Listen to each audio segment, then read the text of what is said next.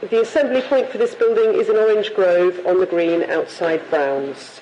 There is an evacuation chair for use by disabled people who so wish in the corridor outside the council chamber public gallery. Alternatively, the area at the top of the marble staircase has been designated as a safe refuge where persons needing assistance should assemble. Thank you. Thank you, Jo. And do we have any apologies for absence this evening? We do. We've had apologies from councillors Colin Blackburn, Alison Bourne, Sarah Evans, Dave Harding, Grant Johnson, Hal McPhee, Ruth Malloy, Paul May, Barrett Pancania, June Player, Dina Romero and Alison Strutfield-James. And a couple of councillors are going to be arriving late, Eleanor Jackson and Chris Dando. Any more apologies known? It's very quiet. Oh, okay. Do you want me to go through those again? Thank you. Right, noted. Thank you. Thank you. And do we have any declarations of interest for this evening's meeting?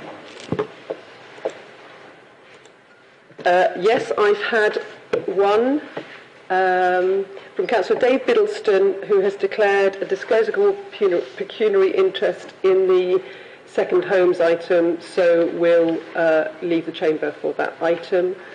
And have I just had another one from Robin? Receipt of a small Avon pension. Is that disclosable? Michael, can you... Where, is Michael there? Oh, sorry, Michael. Yeah, Robin's just seeking a bit of advice.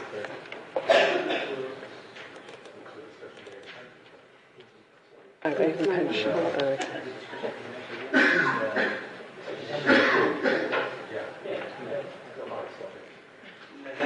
Was that a no? Yes, that's all fine. That's all fine, so you're not declaring. Thank you. It's for you. Can you check if there's any other?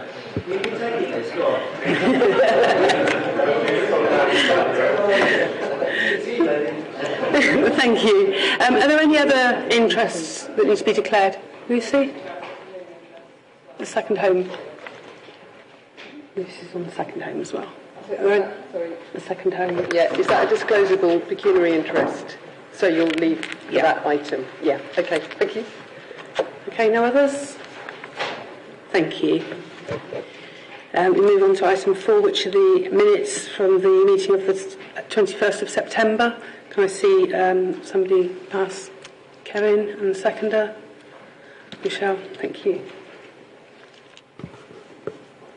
Okay, on to item 5, which is announcements from the chair.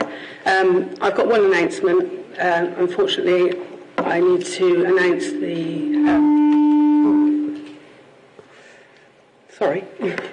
a recent death of Peter Edwards, former Baines councillor for Pablo and Whitchurch from 2003 to 2015 and a former council chair. I'd like to call for a minute's silence in respect of that, please.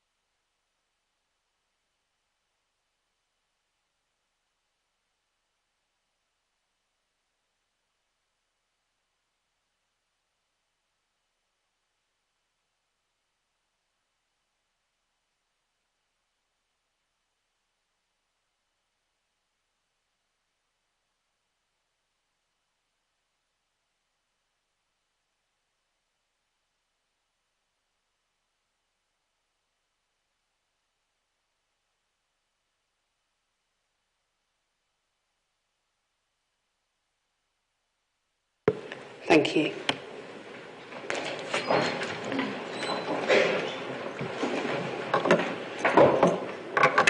On to item 6, which is any urgent business agreed by the chair. There is no urgent business, but I would like to just say we do have a very full agenda this evening, so please can councillors refrain from repeating what somebody else may have said during any of the speeches this evening on any of the motions or items. Thank you. We move on to items from the public. Can I call Kate Uthel, please?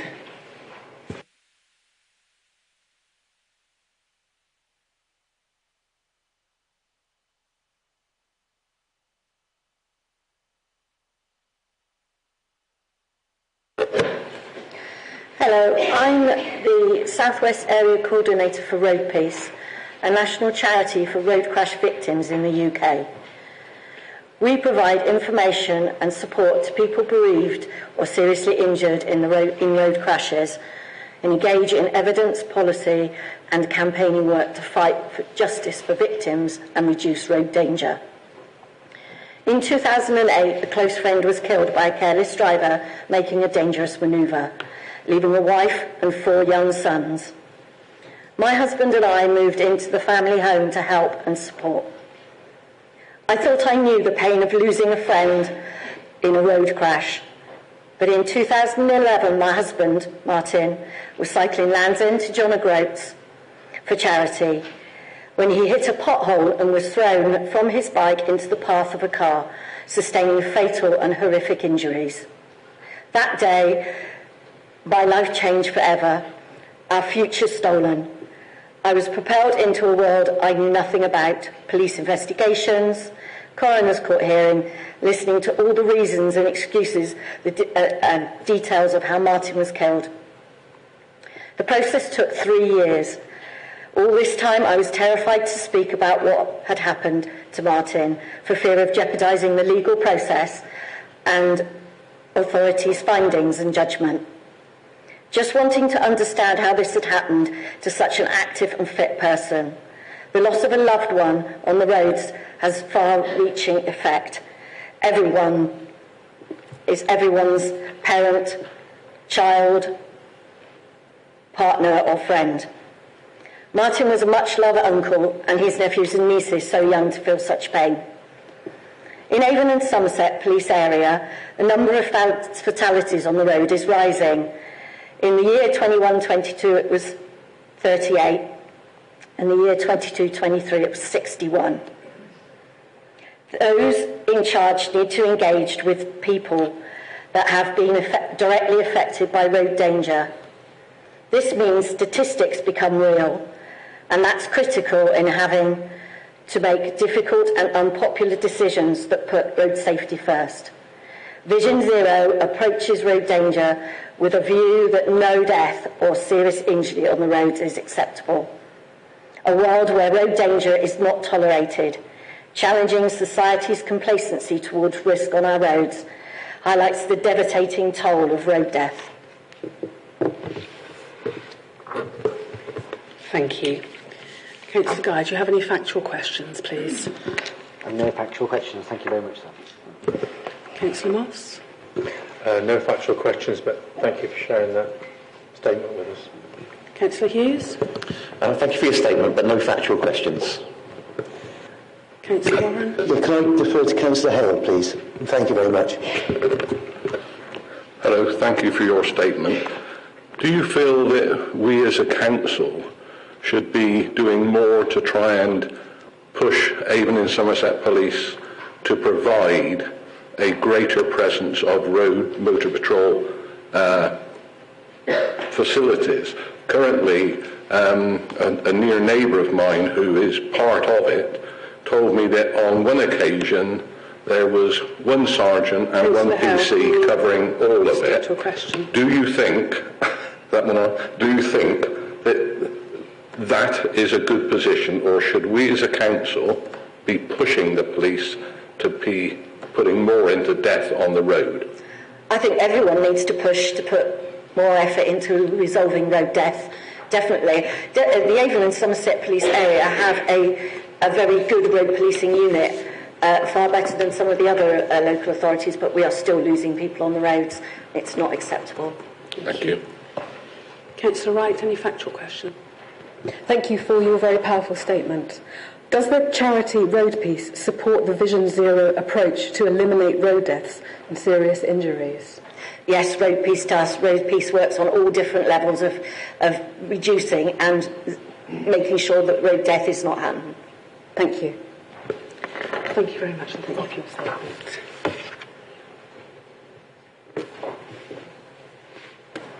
Is Chad Allen here? No. Okay, we'll move on to Matt Cooper, please.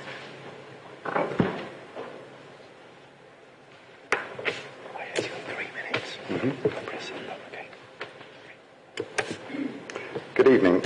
I'd like to start by acknowledging that this Council has made significant progress on tackling the climate emergency, and I commend your achievements.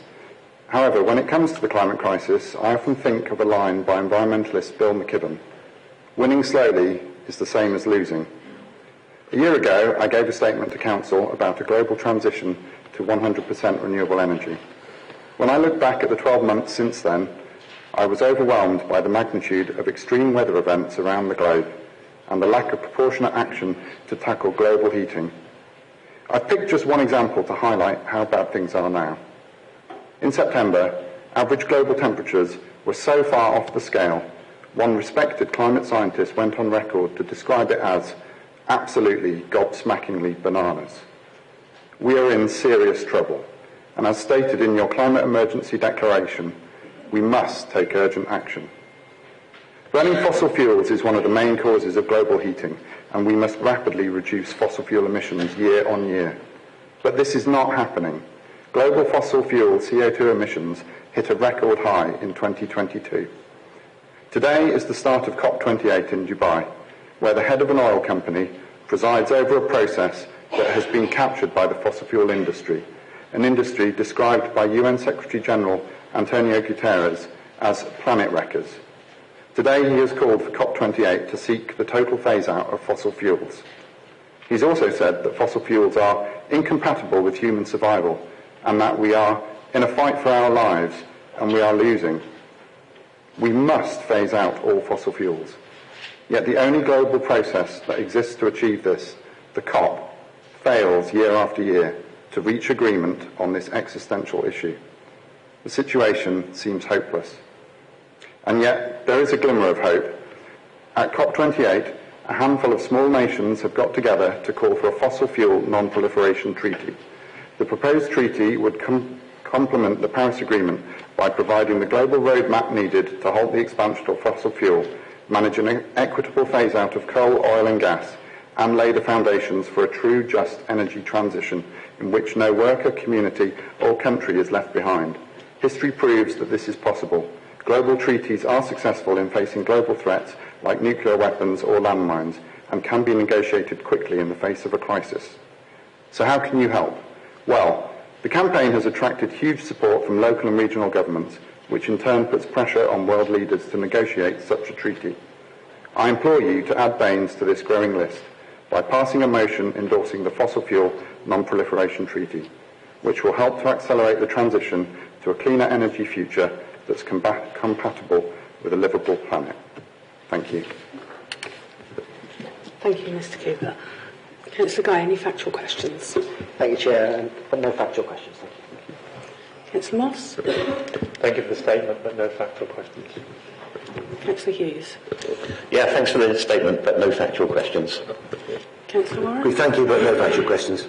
Councillor Wright? Defer to Councillor Helders. Thank you. Thank you, Matt. Who else has endorsed this treaty? Sorry? Who else has endorsed this treaty? So there's 8 nation states who've endorsed it. That includes Fiji, Solomon Islands, Tonga, Tuvalu, and then there's 95 cities and subnational governments around the world. In the UK, that includes London, Birmingham, Edinburgh, Cambridge, Brighton and Hove, Hastings. And internationally, there's Paris, Rome, Los Angeles, Toronto, Sydney, Amsterdam, Barcelona, Geneva, Bonn, and most notably, the state of California has endorsed it. And there are also some other notable organisations. So the World Health Organization supports it. The European Parliament has endorsed it, and also Cardinal Czerny at the Vatican. Thank you very much. Thank you for your statement. Adam Reynolds.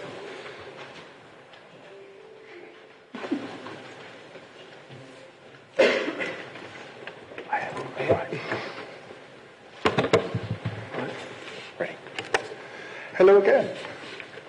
In 2015, the Bath City Riverside Enterprise Areas was launched, within which was incorporated the sustainable transport route connecting Newbridge and Twerton all the way through to Green Park Station, removing cycle traffic from the inadequate and narrow river path. In the same year, due to the foresight of the then Liberal Democrat councillor Nigel Roberts, the council worked with Walk by Bath to submit a successful £3.8 million bid to the Cycle City Ambition Grant 2 fund. This had three deliverables: upgrade the Kennet and Avon towpath between Sydney Gardens and Bathampton and create a all-weather link to Larkhall, deliver a new sister bridge to Halfpenny Bridge at the back of the Bath Spa train station, renovate Locksbrook Bridge, including building a new access ramp, which is down by the VW garage, if you don't know where that is, to connect the east and west sections of the sustainable transport route, removing all cycle traffic off the riverside path. By 2018, neither of the two bridges had progressed, and money was at risk of being returned to the Department for Transport. Thankfully, with the support of Walk by Bath, the DfT permitted £3 million to be spent on the Newark Quays Bridge, with an extra £1.8 million funding from WECA to complete it. Since 2015, Walk by Bath members have been custodians of the sustainable transport route, engaging directly with private developers, ensuring that the route is preserved, with millions invested by them to incorporate the route in their plans to ensure its eventual delivery. The Locksbrook Bridge requires hundreds of thousands, not millions, to be delivered, a significant element of which the DfT has confirmed is available as a dowry. That was done by Ben Howlett. It is a vital active travel link connecting Bristol, Keynsham, Salford, and the Bath Spa University campus to the heart of Bath. The Locksbrook Bridge is enshrined in the Bath City Riverside Enterprise Area Master Plan and the local plan ST2, which I've attached to the speech. With details of the Baines £147 million City Region Sustainable Transport Settlement consultations now known, it is concerning that key links are missing, and we are failing to create good end-to-end routes that connect our communities to each other. Walk Ride Bath requests that the Council issues a statement of intent to deliver Locksbrook Bridge. For example, as part of CRSTS2, which is 2027 to 2032, assigns a project manager to take ownership of delivering the STR, and begins meaningful engagement with the DfT to take ownership of the bridge. Thank you. Thank you. Councillor Guy, any factual questions? Thank you, Chair. Thank you, Adam, but no factual questions. Councillor Moss? Thank you for the statement, but no factual questions. Councillor Hughes? Yes, thank you for your statement, but no factual questions. Councillor Warren? No, thank you. Thank you. Councillor Wright? Defer to Councillor Ross. Thank you for your statement, Adam. What are the missing links in infrastructure to allow more people to walk and cycle? If you look at the whole CRSTS programme, there was the Summer Valley Links consultation, which is the A37 down and the A357, whatever it is, up from Radstock up to Bath.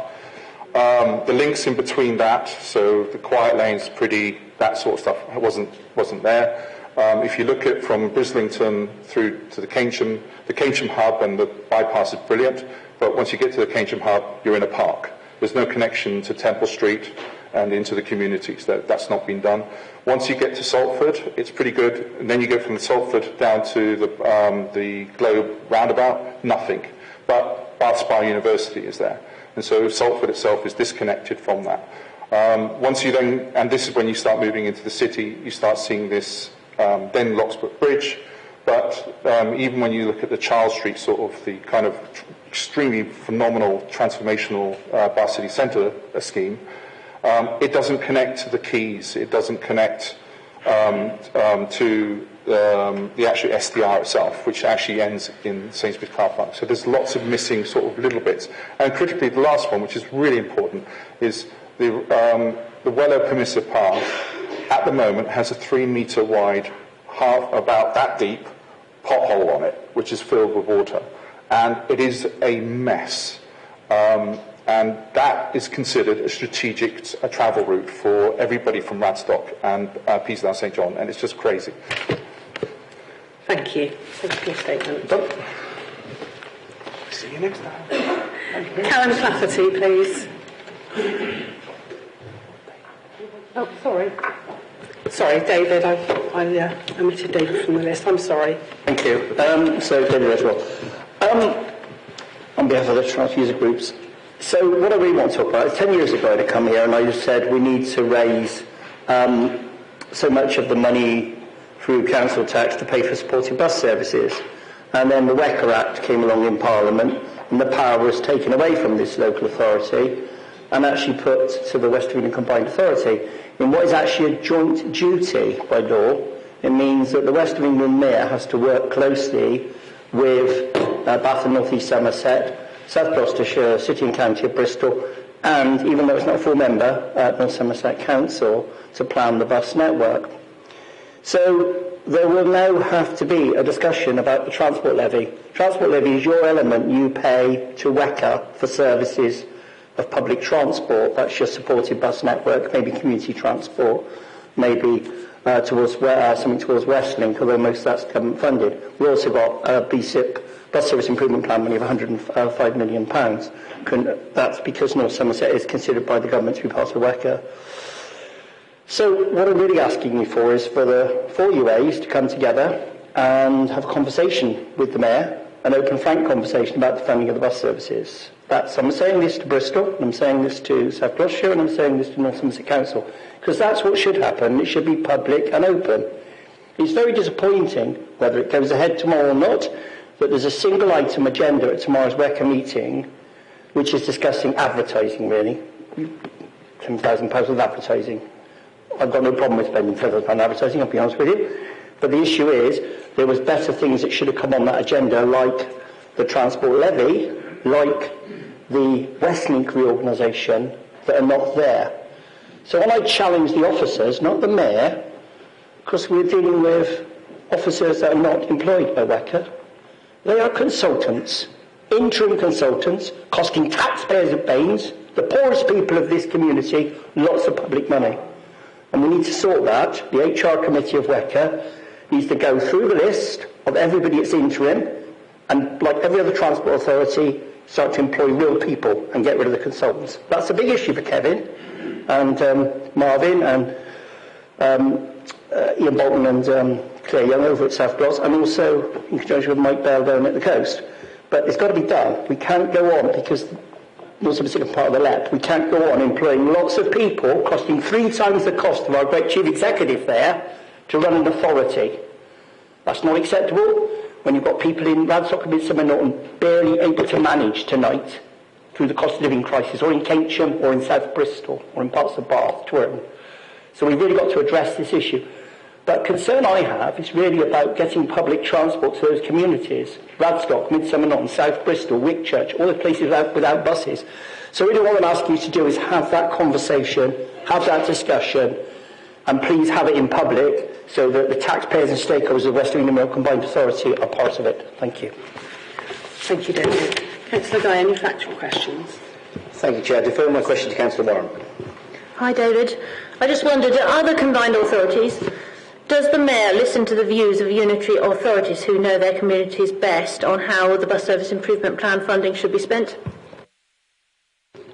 I would say Cambridge and Peterborough, which is the only other new one. The others are old style, like West Midlands and Liverpool City region, and I defer to Robbie on some of that. But Cambridge and Peterborough certainly do, and that is a collaboration of the councils and the Labour elected mayor on how they rescued £17 million of the bus services. We've got to be in that position, but we'll only get in that position if officers are employed by yourselves and the mayor, and not consultants that come and go in WECA using lots of our local taxpayers' money. It's got to be resolved. Thank you. Councillor Ross. I defer my question to Councillor Harden. David, you mentioned a transport levy, and last year a transport levy was raised by this council.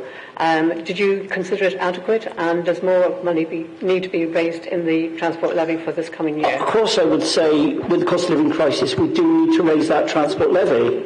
but we also need, and that is the 3 unitary authorities plus Hannah Young down at North Somerset, Mike. But I think in reality, yes, we need to raise it, but we also need to look very carefully at what we do with the bus service improvement plan money and how we spend any money there that may be surplus. Now, I was hoping with Sarah to be a meeting later on next week as your representative, pasture representative on the advisory panel. It's cancelled, so I can't have that conversation. We'll have the conversation in January, and conversations are going on with officers. I welcome that. But yes, we do need to put those bus services back, whether it's South Bristol, the Summer Valley, whether it's Keynsham, or whether it's parts of South Gloucestershire, or in the area around the Cheddar Valley and into Locking and Weston-super-Mare. Thank you. Councillor Hughes, any factual question? Thank you, but no questions, David. Thank you. Councillor Warren? Yeah, thank you, Chair. Do you think, with money, if money was prioritised differently, I won't say better, but differently, and there's a bit more collaboration between the Metro Mayor and the council leaders, there would be enough money, you could have a much improved bus service? I would welcome that that collaboration across the 4 unit, and also welcome North Somerset becoming a full member as part of the Levelling Up Act with the Local Enterprise Partnership. But I go back to also, there is a team of officers in the place. We can see that from tomorrow's agenda over a meeting for literally £10,000 of taxpayers' money being caught by interim officers, which is not democratic, really. And I think we need to look at the officers and the calibre, and that might mean moving transport officers from this authority, Bristol City Council and South Gloucestershire, the joint arrangement with North Somerset already, to make sure we've got the proper people in there, Sarah, because we haven't. We're relying on consultants to run our public transport department. No other part of South West England is doing that. Thank you. Councillor Wright. Thank you. Thank you, David. What meetings are in place for the WECA leaders to come together to discuss in a positive way forward to deliver a council tax levy to pay for buses in the region? I would really, I mean, Marvin's at COP26, and I wouldn't say he shouldn't be there. But Kevin, I think the 4 of you need to get together and call such a meeting with the Mayor. And I would also, the Scrutiny Commission meetings cancelled this month, which is disappointing. We should have had a proper leaders' meeting this month on the budget with the local authorities and the Mayor, and then we should have had a scrutiny arrangement in a very similar way that Mark Shelford and the Police and Crime Commission would start to talk to you about how much he wants to raise the tax for policing, but you may say no, and you can do that via the Police and Crime Panel. So that, I'm very disappointed. Tomorrow's meeting is about the wrong subject, and I've made that clear to the Chief Executive in many statements, and Sarah has a copy, and so I believe so does Kevin. I think Liz and others might have copies as well. But that's it. We really do need to do it. So I'm really asking Kevin and the Chief Executive to see if we can call such a meeting to have a conversation about the transport levy. It's not just a case of passing over your money to WECA and then saying thank you very much. No, it's got to be a proper negotiation and a proper discussion with some scrutiny. That's what happens in Cambridge and Peterborough. That's what happens in the West Midlands with Andy Street, with Steve Rotherham in the Liverpool City region, with Tracy Bodman up in West Yorkshire, and that's happened also in Greater Manchester. Thank you. Thank you. Can we move on to, Callum? Thank you.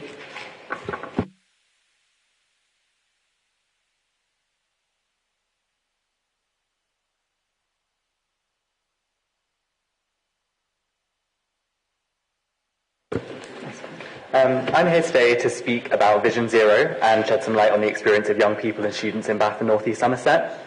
Young people are some of the most exposed when it comes to unsafe roads and pedestrian infrastructure. Most of our journeys involve some sort of active travel, walking to bus stops, cycling into the city, sometimes along busy or poorly managed roads. This is evident if you Google cyclist fatalities in Bath. The top results are both people under the age of 30, some of them students coming to and from the University of Bath, where I am a student. One of them, a cyclist on North Road, where there was recently a protest over the poor quality of the road surface. Many of our roads are used by an assortment of vehicles, from buses and HGVs to bikes and mobility scooters.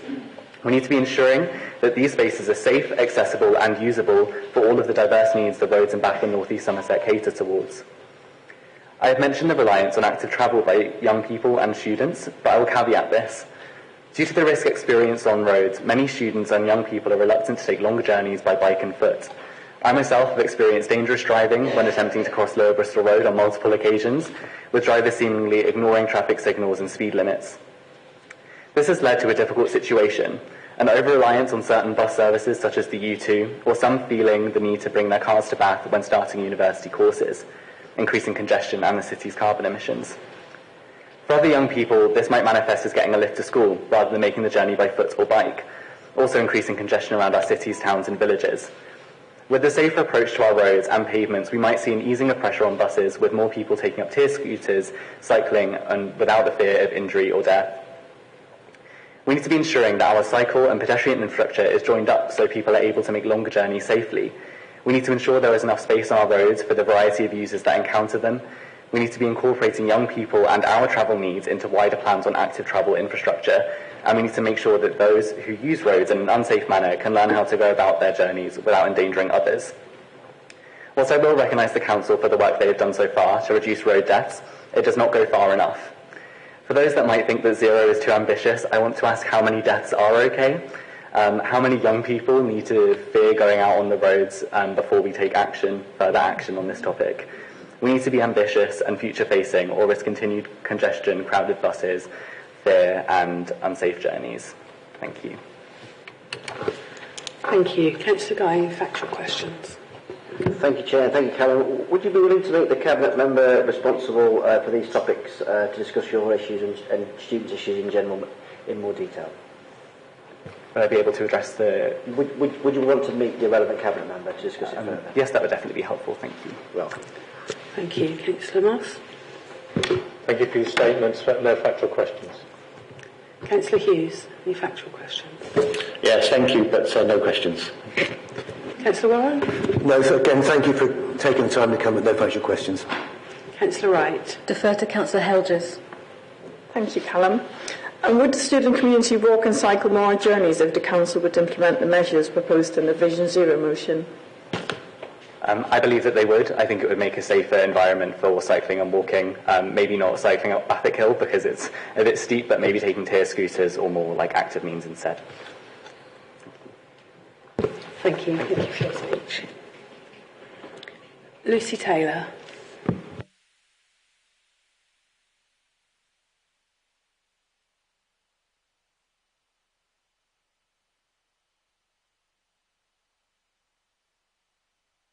Well, I'm the opposite end. Callum was the young Vision Zero representative. I'm the other end. I'm the older one. While I greatly welcome the Council's press release to support road safety, it has to become a reality, not just a statement. I've cycled in Bath since 1982 and now feel more frightened for my safety and the safety of other vulnerable road users.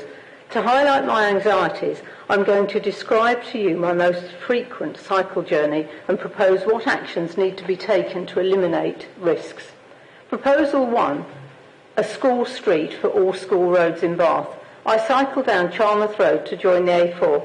I am frequently met on Charmouth Road by speeding drivers on the wrong side of the road, racing to the school for drop-off pick-up. There is limited signage, no speed control or pedestrian refuge to encourage safe behaviours. Proposal 2, cameras to monitor, fine those vehicles driving dangerously. I then cycle along the Upper Bristol Road to the Western Hotel. Every day, at least one driver shoots the red lights, usually more. Proposal 3, when necessary works are carried out, there must be provision in place for cyclists and pedestrians. The next part of my fairly hair-raising journey takes me to the Windsor Bridge. Once again, I take my life in my hands as drivers race out of Tesco's at speed and enter the site at greater speed. Access to the river path has been halted twice for extended periods of time in the past few years. Proposal 4, appropriate signage to educate drivers about the highway code. Cycling from Windsor Bridge to Victoria Park is busy. However, a pedestrian refuge does mean drivers have to slow down. The designated cycle path is a hugely positive addition until I get to the parking bays, and frequently a passenger door is opened, blocking or hitting any oncoming cyclist. Proposal 5, cycle lanes that start and finish safely. The next part of my journey is probably the least well thought through. I have to join the traffic flow just before drivers turn a corner onto Charlotte Street. This is where I encounter the most threatening of behaviours. From Queen Square, it is almost impossible to negotiate cycle paths, roads without obstruction. The most dangerous obstacle needs highlighting on my return journey. The cycle path comes to an abrupt stop before the refuse depot, and cyclists are expected to continue their journey through a very busy two-lane junction. When I came to Bath in 1982, cycling and walking was a pleasurable experience. Whilst I accept that the volume of traffic has increased significantly, what I don't accept is how incapable we are as a nation to promote Vision Zero, safe streets for everyone. Is that it? Is that it? Yeah. Okay. Thank you. Councillor Gray, any factual questions? Thank you, Chair, but no factual questions. Councillor Moss? Thank you for the statement, but no factual questions. Councillor Hughes? Yes, thank you for your statement, but no factual questions. Councillor Yeah, thank you and no thank you. Councillor Wright? Defer to Councillor Helgers. Thank you, Lucy, for your statement. If the council were to adopt a Vision Zero approach, would this help to get more of your friends to take up cycling? I would certainly hope so. I would certainly hope so, because I think, as somebody in my 60s saying to somebody else, would you come and cycle, their answer is no, I won't do it, it's too dangerous. But they will happily drive a car, which is more dangerous. Poor visibility, your eyesight's failing. I cannot encourage my friends to cycle. Thank you. Thank you for your statement. Hannah and Jazz?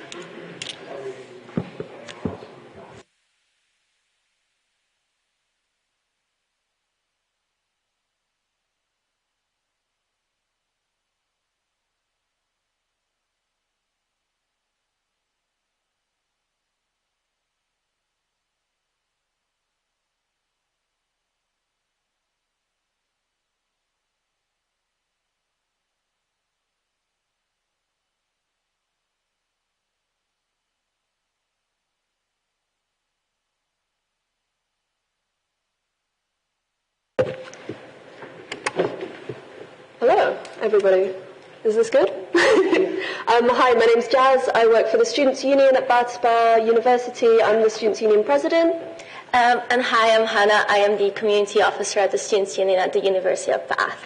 So, ladies and gentlemen, esteemed members of the local council and fellow residents, we stand before you today to address a pressing issue that affects the very fabric of our community, the deplorable state of student housing.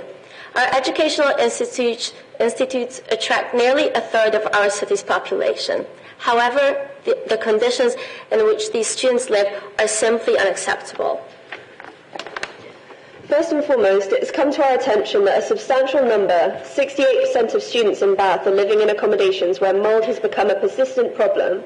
This issue has a potential of leading to long-term respiratory problems alongside other health complications. 35% of students have reported worsened existing health problems and 12% of the development of new health issues. I have asthma, not great. Mould growth in student housing is often a result of poor ventilation, leaks and inadequate maintenance. Students brave the elements in poorly insulated dwellings, facing cold winters and sweltering summers. These issues do not affect the physical health of our students, do not only affect that, but also their mental health. 56% of students are reported to be miserable, and 46% of them reported feeling depressed or anxious due to their housing condition. This creates an environment that's far from conducive to learning. Moreover, the unresponsiveness of landlords to the grievances of their tenants is deeply troubling. The lack of accountability leaves students feeling powerless and neglected, as their legitimate concerns about living conditions fall on deaf ears. They often feel as if they had no say or leverage when it comes to their own housing situation, a service they are paying an exorbitant amount of money for. They deserve a higher standard of care from those who profit from providing essential housing services to our students. On top of that, accessibility is another critical aspect that demands attention. Our housing should be inclusive and cater to the diverse needs of our student population. These barriers prevent some students from fully participating in the academic and social life of our community due to the inadequate infrastructure and accessibility features. 31% of students have reported that they can't invite family or friends over to their accommodation.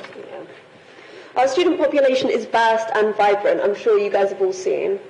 We're often quite separate from long-time residents. To strengthen that bond, collaboration is key. We'd like to picture a community where students enjoy free, warm, recreational spaces to foster that sense of belonging. By collaborating with universities, we tap into valuable insight that builds trust between students and residents. With a transparent and inclusive approach, not demanding excessive time or resources from the students, it'll be good. Thank you. Thanks, everybody. Thank you both. Councillor Guy, do you have any factual questions? Thank you very much. I might end up my speeches like that. It's going to be good. Would you be willing to meet the Cabinet Member for Housing? Because the issues you've raised are very serious. Just to discuss them in more detail with him. Absolutely. Brilliant, thank you. Both of us, because we're from both the students' unions, that would be great. Okay. Thank you. Councillor Moss, any factual questions? Thank you for drawing this to our attention. Can I ask that what the universities, because they do have a duty of care to their students, what the universities are doing about this issue? It's a good question. No, go for it. Yeah, so there's a couple of things they do, but I guess there's only so far they can go. So they do read over contracts. They do help when landlords are unresponsive. So student unions and universities can both help to raise major concerns if a student can't reach their landlord. We provide well-being. We provide emergency housing if necessary. And we always safeguard our students to raise these issues to their landlords and things. So we'll never, if they come to us with this, they'll never go unnoticed, but they often don't because they don't feel like anything's going to happen. Yeah. Just briefly add, I understand that there is legal, that there have been court cases that have put an obligation onto universities. Sorry, there have been court cases that oblige universities to provide a duty of care over and above simply advice. Thank you. Councillor Hughes, any factual questions? Thank you. I just wanted to clarify, the accommodation you're talking about, is it the purpose-built student accommodation, or it's just the HMOs that you're having the issue with? Mainly the HMOs, yeah. Okay, thank you. Councillor Warren, any factual questions? Yeah, thank you. If you don't want to answer this, it's fine, but do you mind saying how much a week, on average, it costs a student this inferior housing? Mine used to be £500 a month with extra rent, extra utilities. Yeah, so but it's that £600. that is on the cheaper side. I think now the average is over 600, maybe 650 a month, not a week. I know people who are spending £1,000 on a studio. Thank you. Councillor Wright, any factual questions? Thank you very much. Do students know how to contact the housing enforcement team? We can let them know. Exactly. I think there has been a study or a survey done recently. Students do know where to go. That's what come out of it, but they don't trust themselves to contact anyone because they are scared to get kicked out of their accommodation or just get in trouble and have to pay more, have to pay for repairs, things like that. Mm-hmm.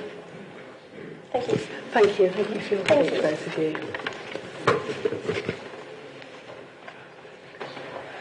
Robbie Bentley.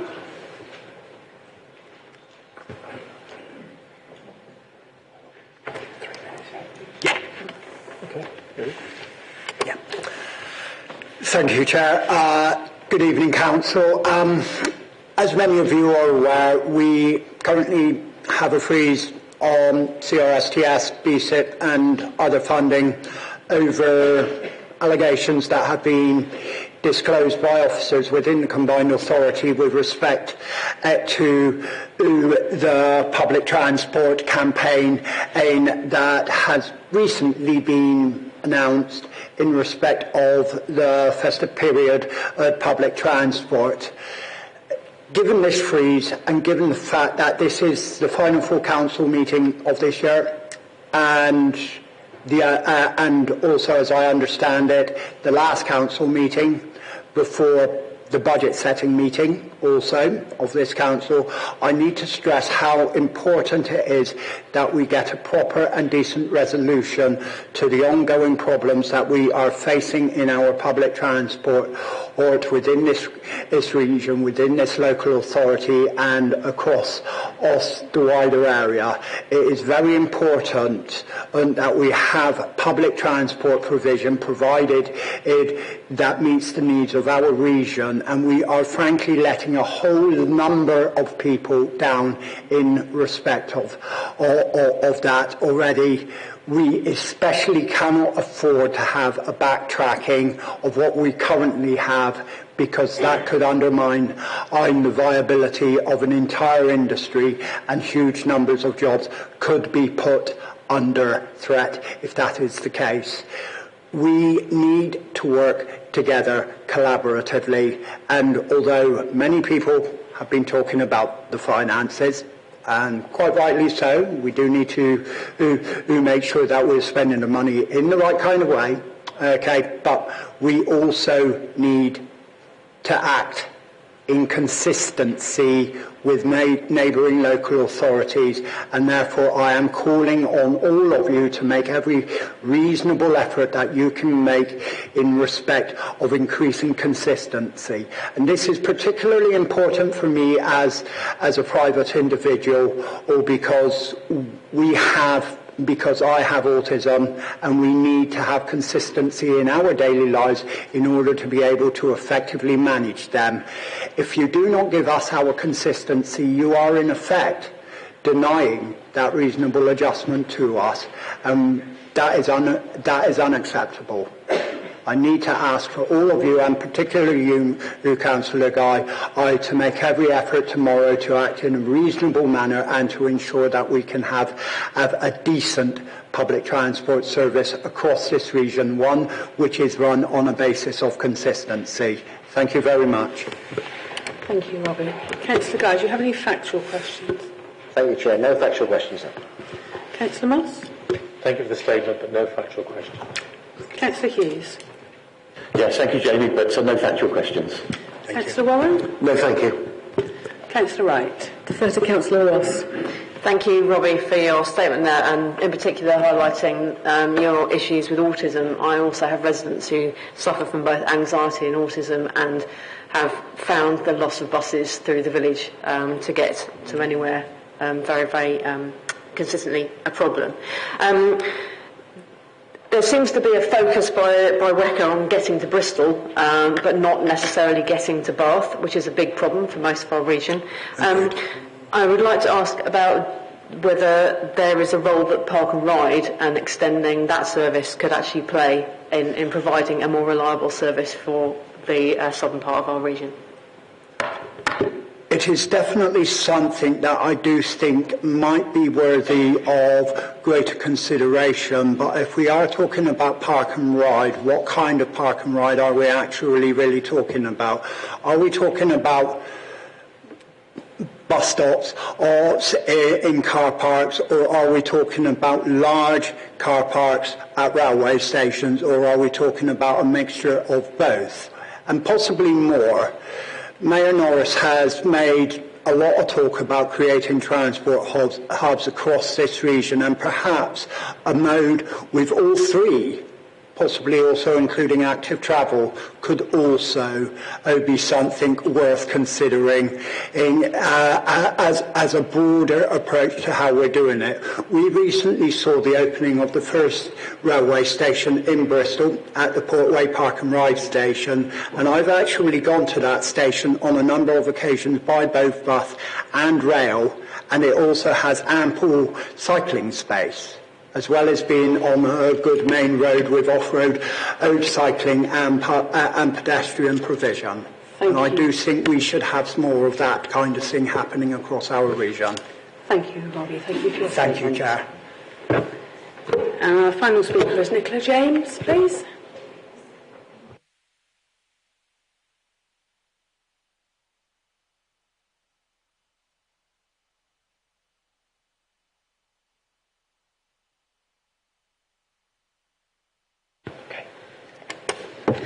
Good evening and thank you for this opportunity.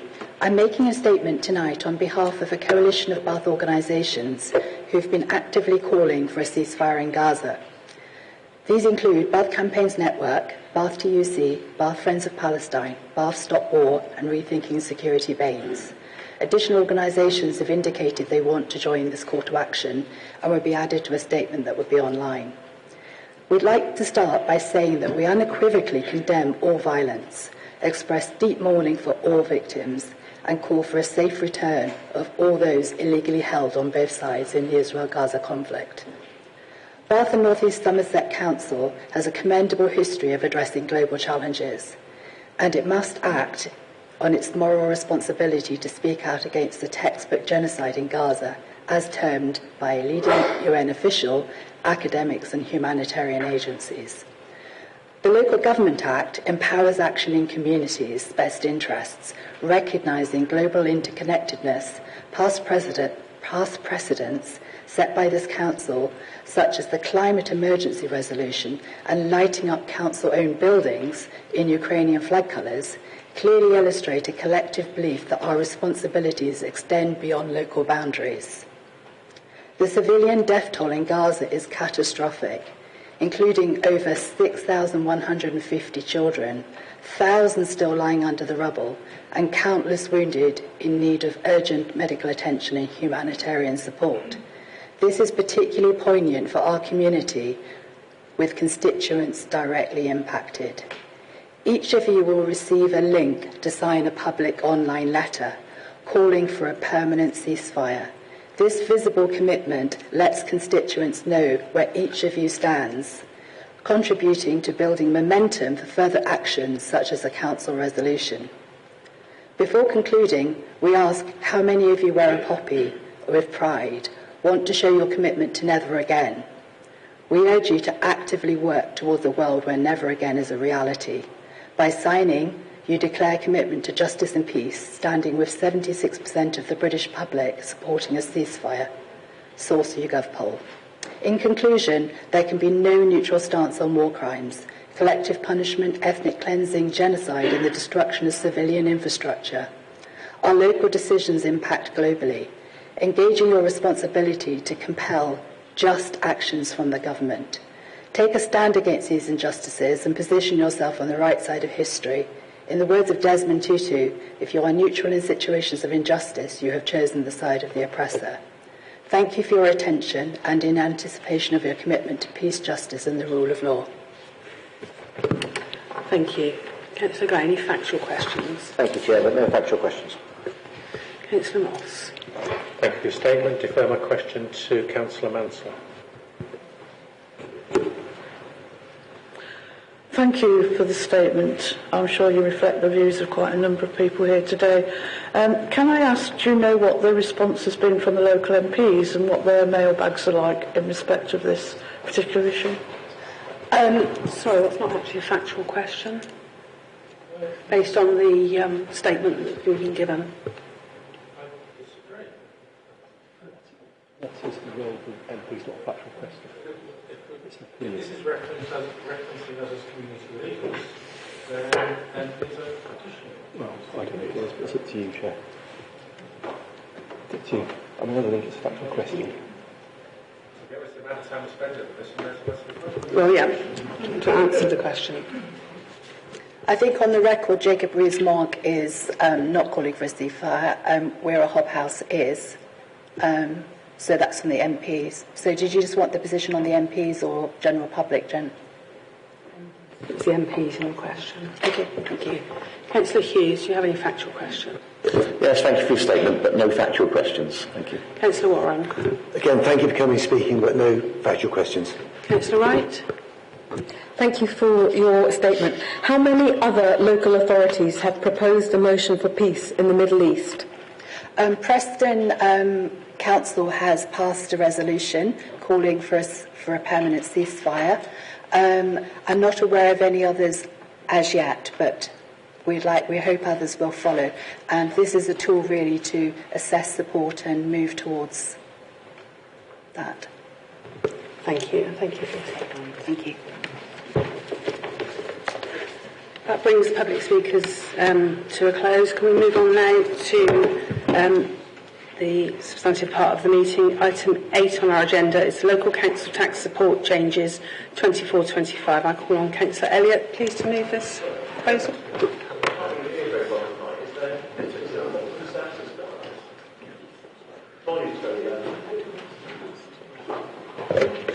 I have no idea how one would fix it, but I agree it is really quiet, so can everybody just speak up?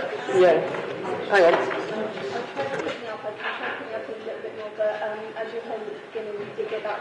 Yeah, did you hear that? If it goes up, it sometimes gets a bit of reverb, but we can try going up a bit more. Yeah? But it might reverb and go down again.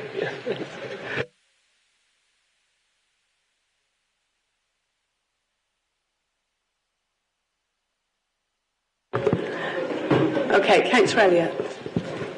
Thank you, Chair. I'll make sure I speak up. So we have a number of items this evening about council tax, and I want to start by stating that as a Lib Dem administration, we're absolutely in favour of fairer taxation. Council tax isn't a good tax. It's regressive, and it isn't the way we would choose to raise local taxes. So all of the changes proposed this evening have to start from a position of we wouldn't start from here. That said, we're stuck with the system the national government requires us to run, and we have to make the best of it.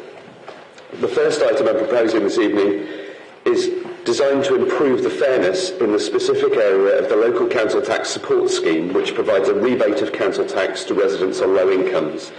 This is a change which was worked on in conjunction with the corporate PDS panel and has been through public consultation, including specifically writing to all those directly affected.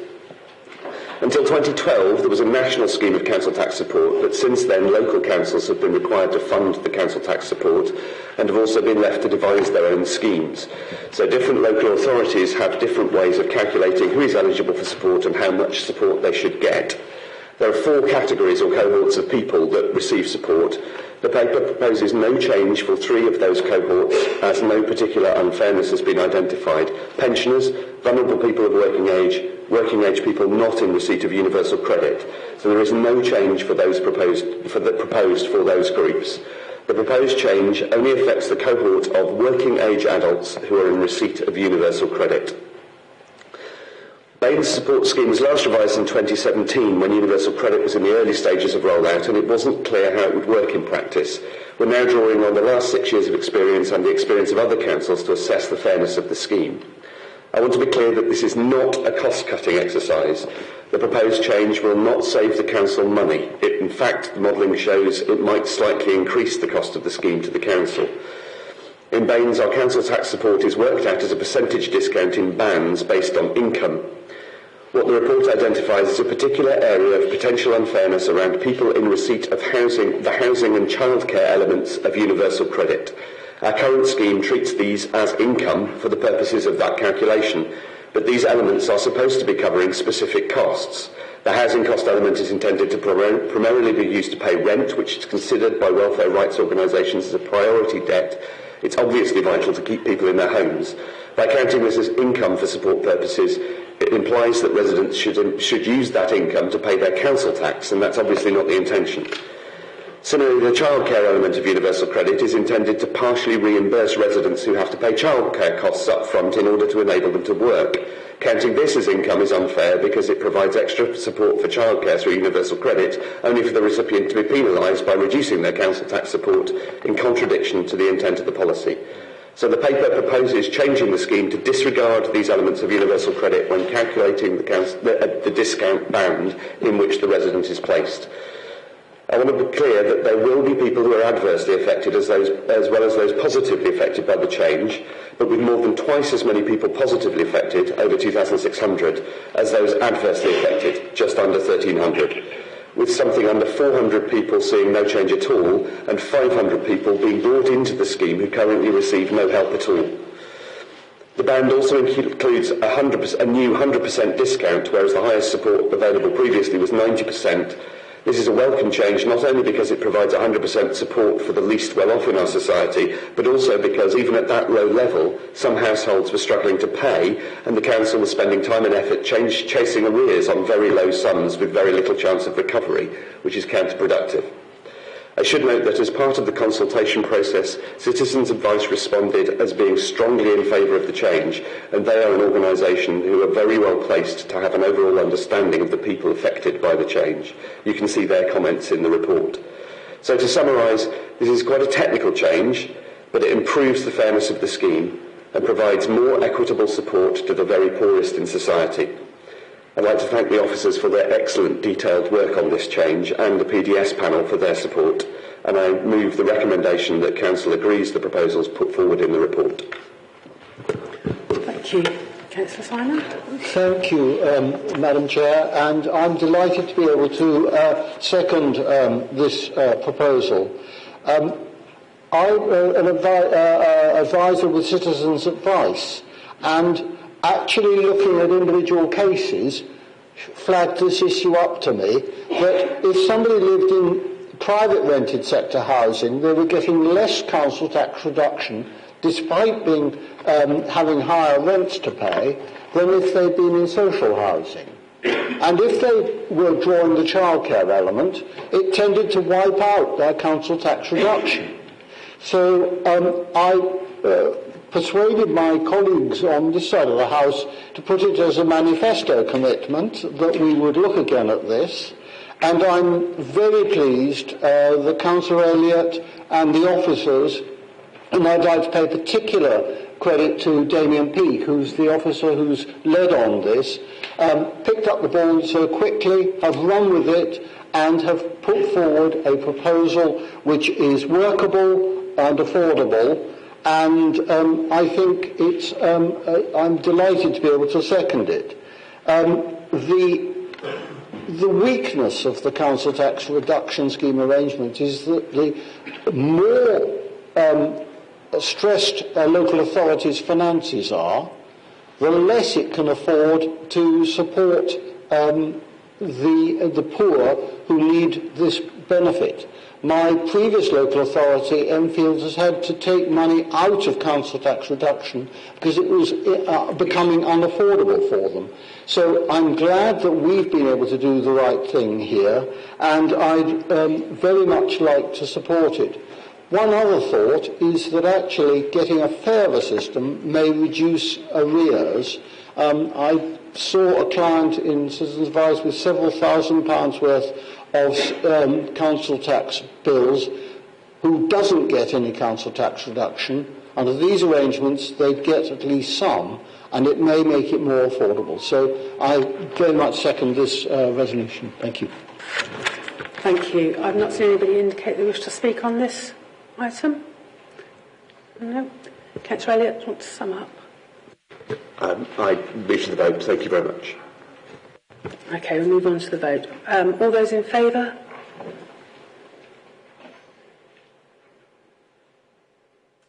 I think that's everybody. Should we check? Yeah, just double check. Anybody against? And any abstentions? No, thank you. We'll move on to item 9, council tax long-term empty property premium. Councillor Elliott again, please. Thanks. We've got a full agenda, so I promise to be brief. I should first note a small drafting error in the report to the changes in due to changes in the Levelling Up and Regeneration Act 2023 between the draft bill and the final version that was given royal assent on the 26th of October. So just to note that sections 3.3 and 3.6 of the report refer to section 72 of the Act, and they should refer to section 79 of the Act. Just a technical thing. Currently, we can charge 100% council tax on properties empty between 2 and 5 years, after which an escalation to the charge is applied. What the Act allows us to do is to charge council tax from 1 year of the property being empty from April next year. Everyone within the Chamber will be aware of the very high demand for property in Bath and North East Somerset and the consequent problems that presents around the affordability of accommodation. Young people, key workers, workers in the hospitality sector, families on lower incomes, frankly families on median incomes, all struggle to find affordable homes in the area. As an administration, we have a strong commitment to increasing social and affordable housing, and applying this change to long-term empty property therefore meets our aims of encouraging empty properties back into use. And in the meantime, it will raise some extra income at a time when the Council's finances are extremely stretched.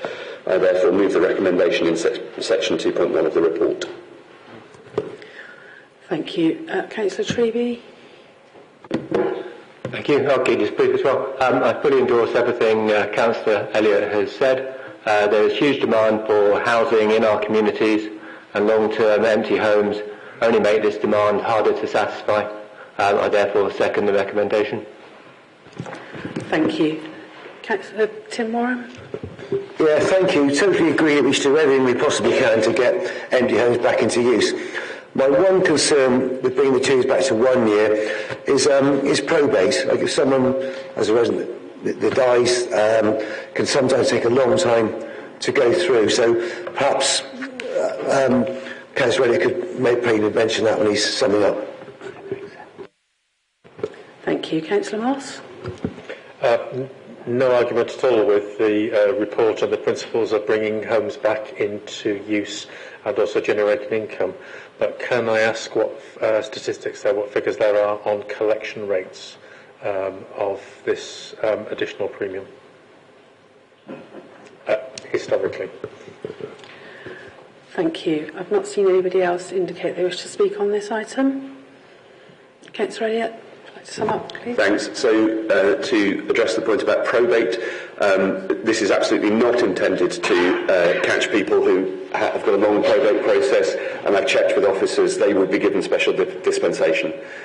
So that is clear. I would have to come back to you on the figures. Councillor Moss, I don't know.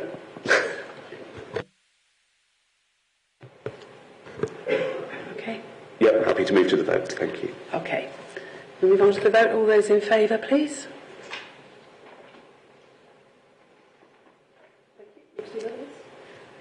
Against? And any abstentions? Thank you. Okay, on to item 10, council tax second homes, and I believe we have a couple of councillors that need to be excused from this item.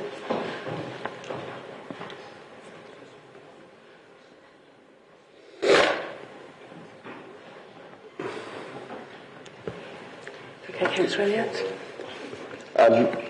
So I'll be brief again, but I do have to start with another drafting problem for exactly the same reason. Sections 3.1, 3.4 and 3.5 refer to Section 73 of the Act, and they should refer to Section 80. That was the section when it was passed.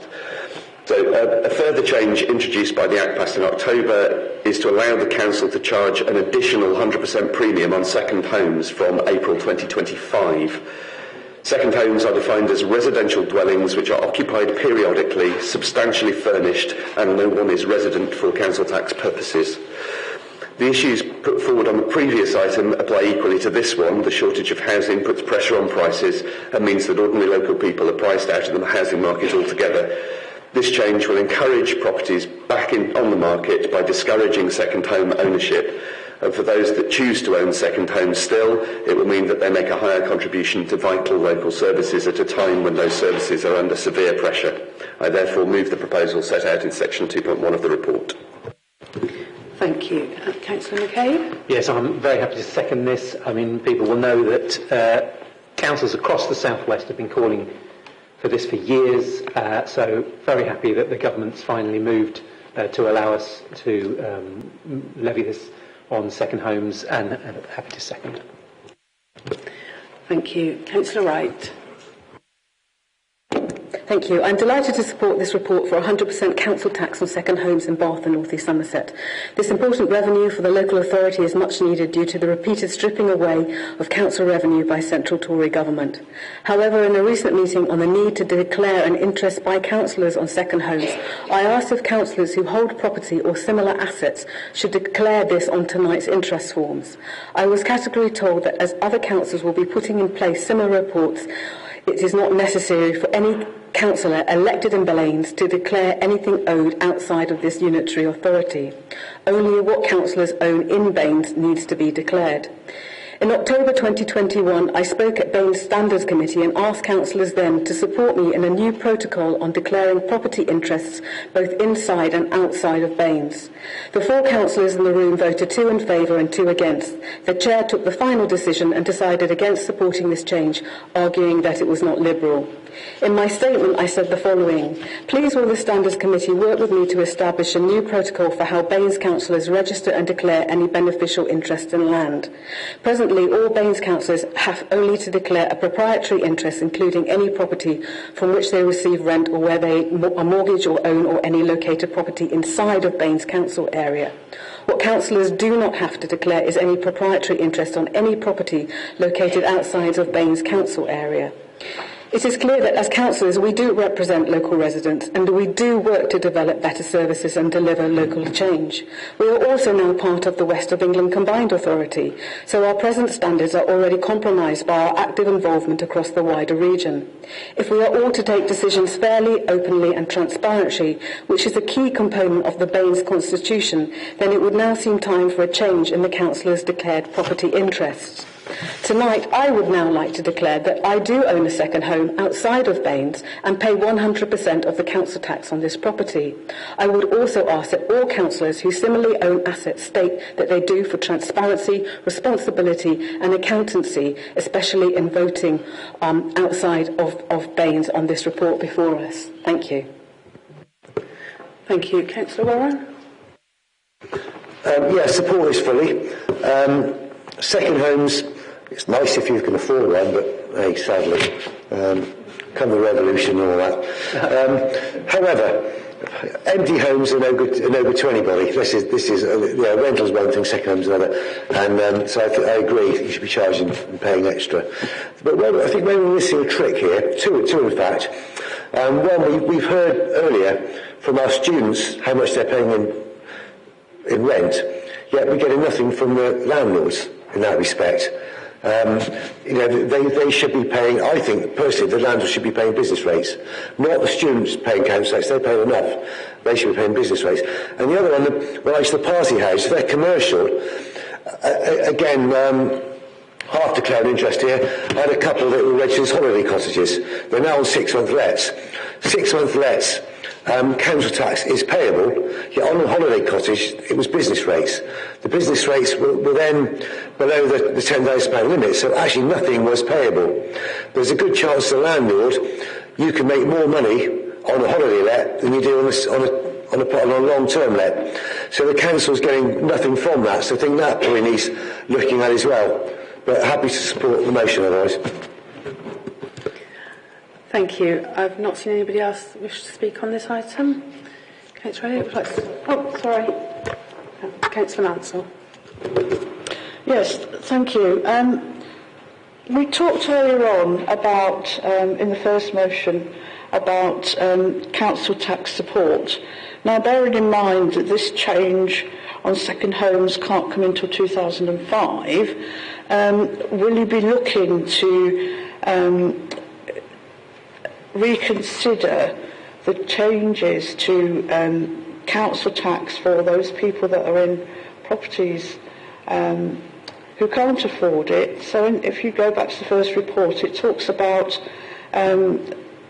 disregarding housing costs and childcare elements, because it says there if you can't afford it because it would exceed £1 million. But if we bring this in, then the council will realise 1.48 million. So is it not possible to have a look at that and make sure that there can be further reductions in the council tax for those people who can least afford it, bearing in mind you're going to bring in something for people that can? We're on item 10, which is the second homes. Is that question related to? No, but it's about raising money through second homes. So what I'm asking is, bearing in mind what we've just agreed on reducing the council tax for people that can least afford it, can we not think about that in 2005 when this comes in, about making that further reduction, which at the moment we can't afford? Does that make sense? Thank you. Thank you.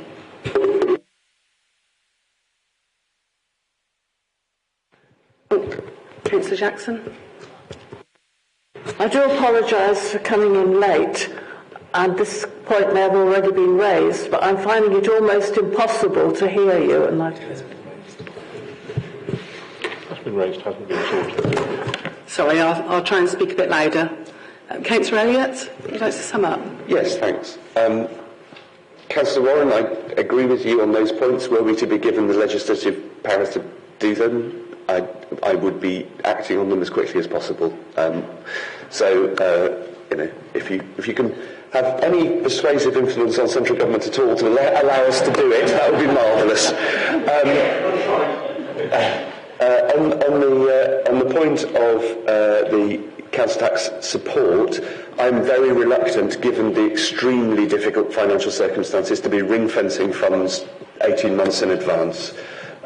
We don't know what the financial situation will be like in 18 months' time.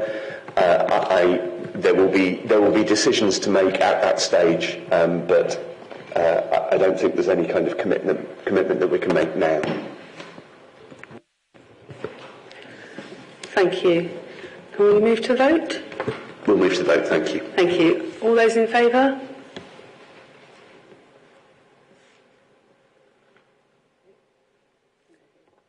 Anybody against? Any abstentions?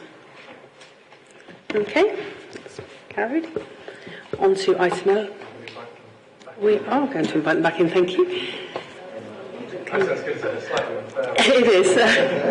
Yeah, can someone go and call the councillors back in? Sorry.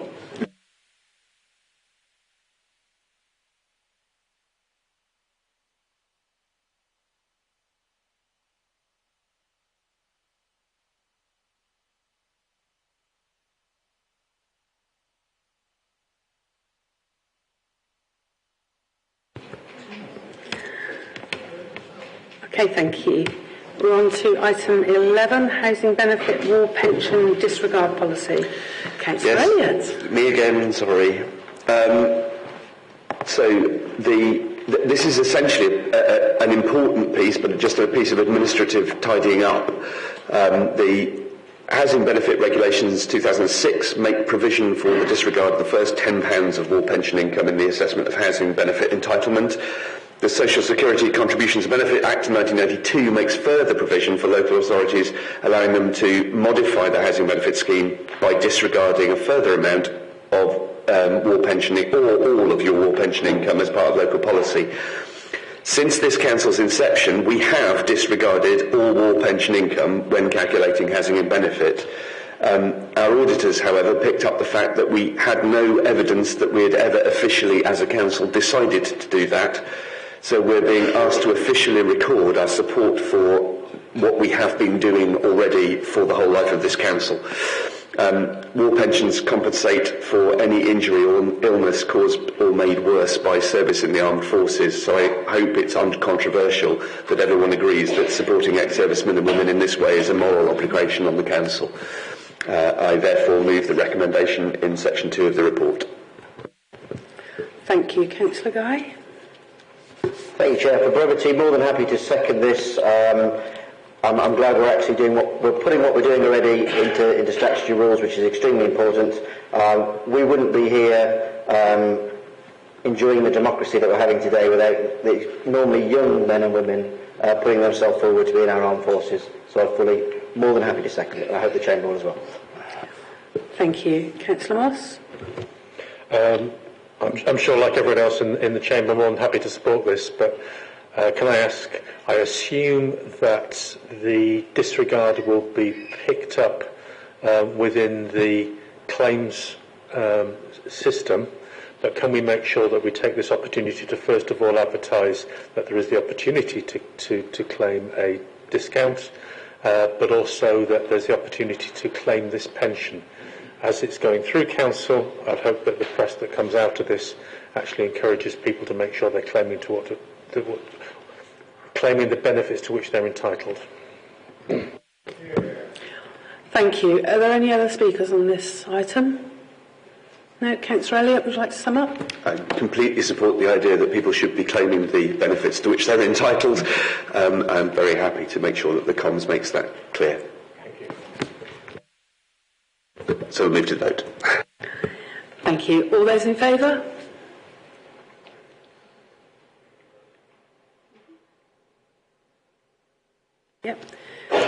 Anybody against? Or any abstentions?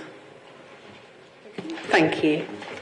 Okay, on to item 12, Treasury Management Performance Report. Councillor Elliott.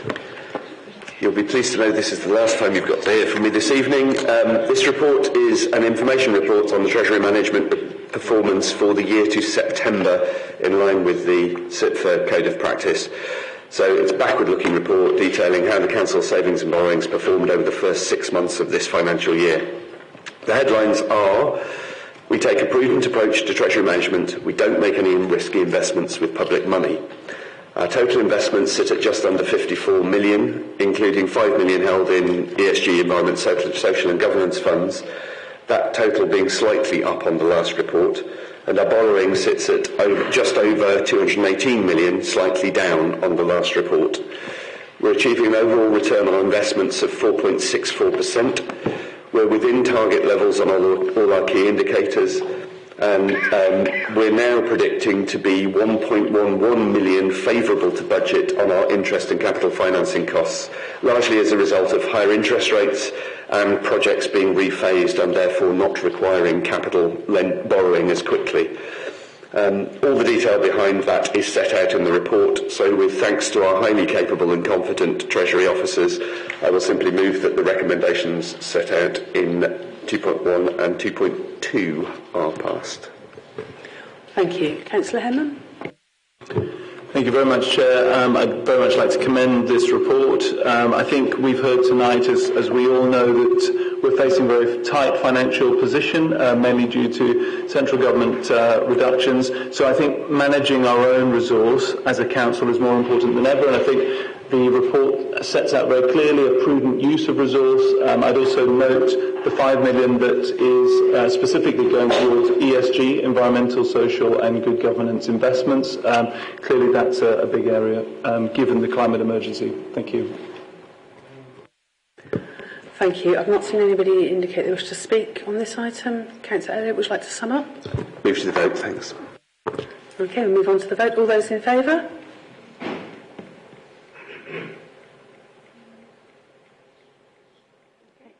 Any against?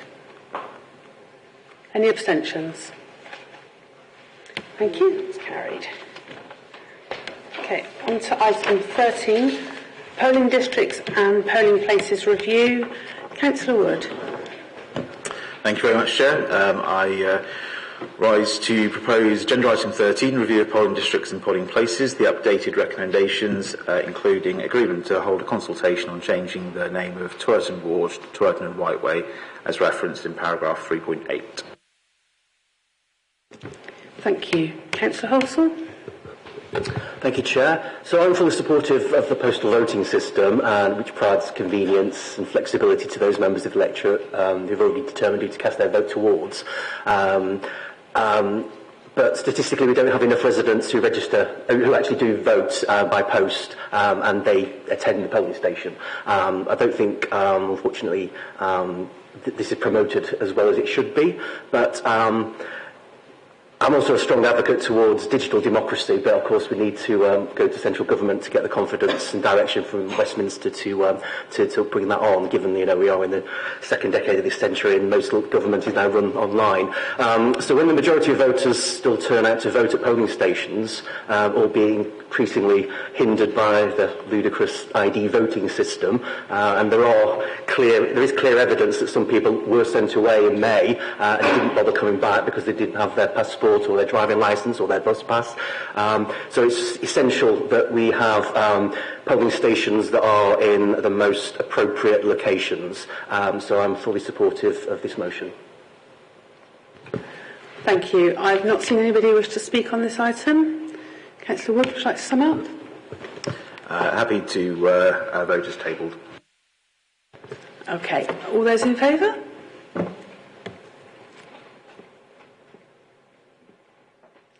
Thank you. Any against? Any abstentions? Okay, that's unanimous. Thank you.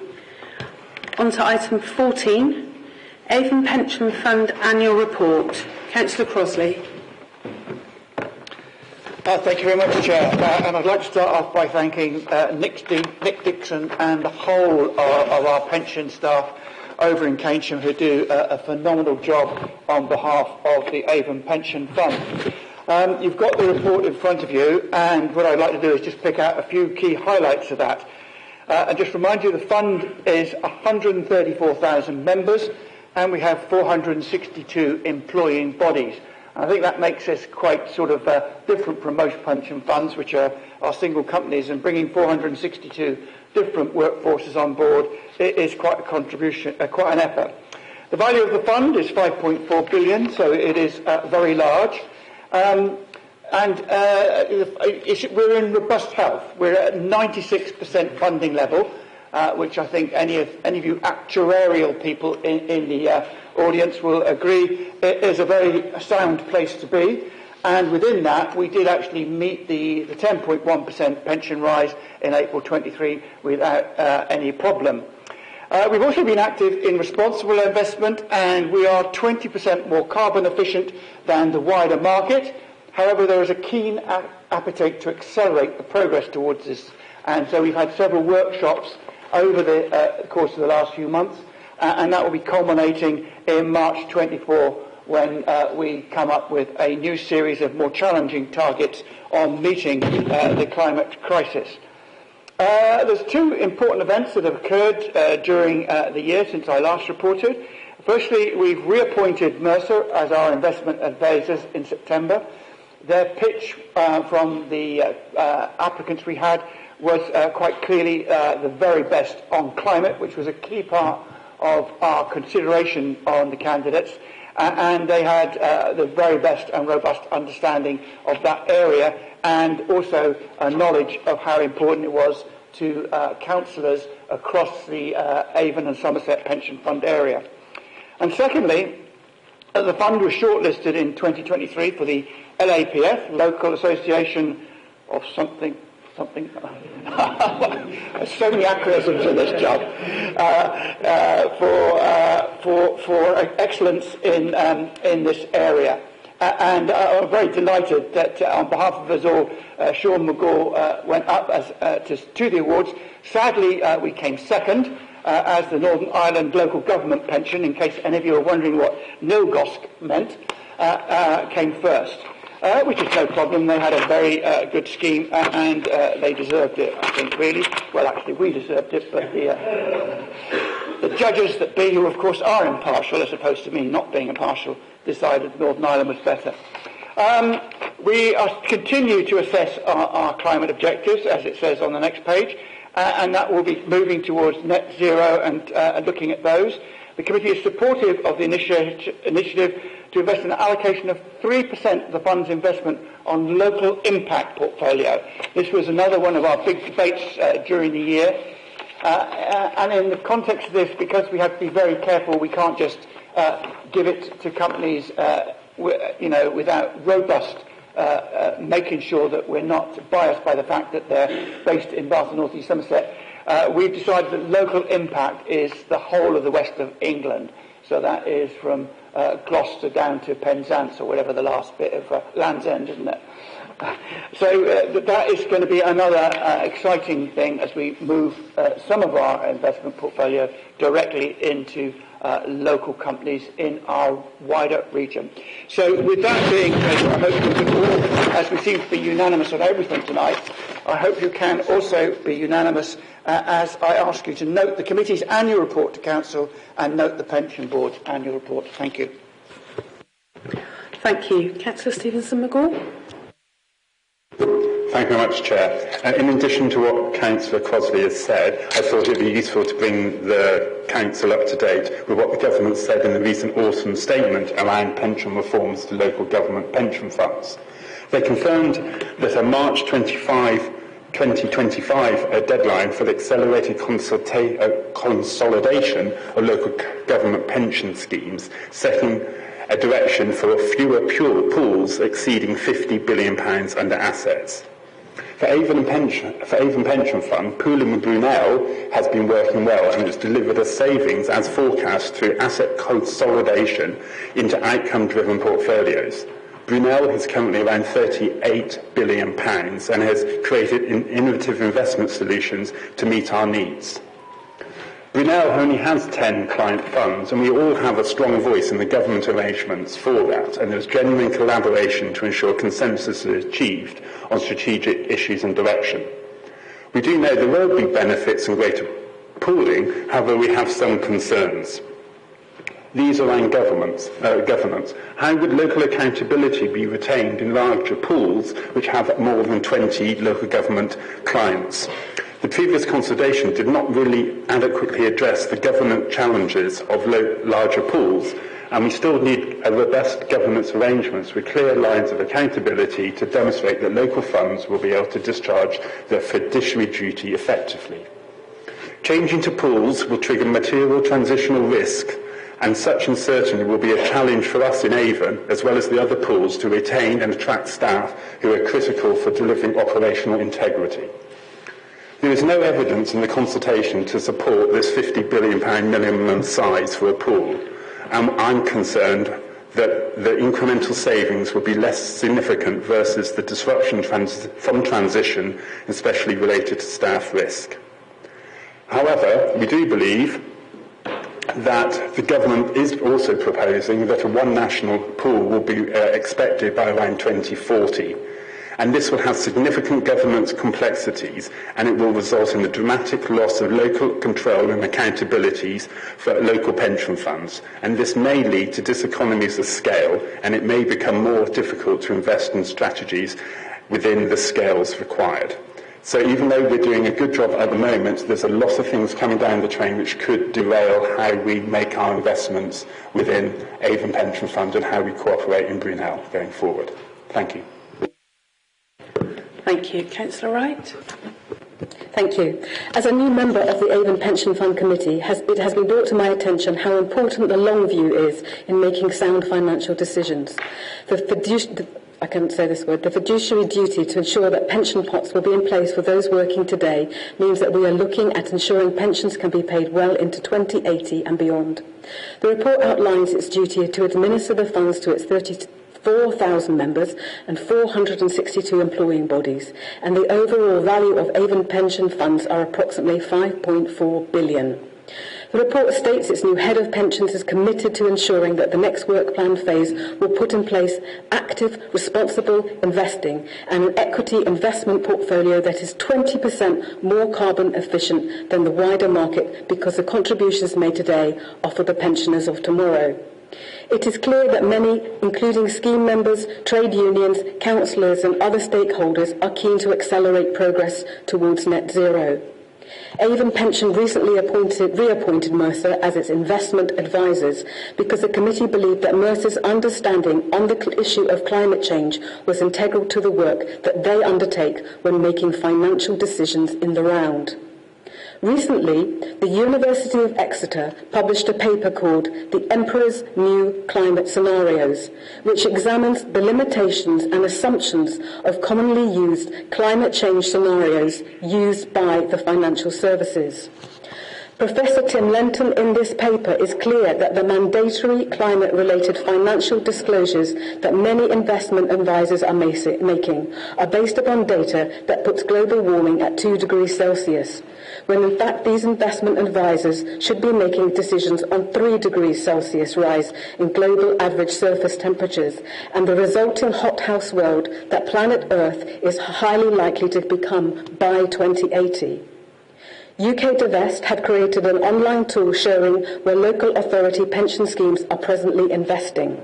It includes Avon Pension Fund and shows some of the areas of the world where our £5.4 billion is invested, including one of the dirtiest projects on Earth, the Albert Tar Sands project in Canada. This project has cut massively into the boreal forest to reach oil. If all of Alberta tar sands oil are burned, global temperatures will rise by 0.4 Celsius. This will take the world beyond the critical 1.5 Celsius limit. Climate expert Dr. Sarah Ivory states, "There is a problem with the current climate scenario modelling, which means it does not accurately depict the future we know is coming, or the financial implications of this. How this council acts in its fiduciary duty needs to think beyond just returns for investment, but the impact of that investment on the environment, so that those pensioners in 2080 have both pension and planet. Thank you. Thank you.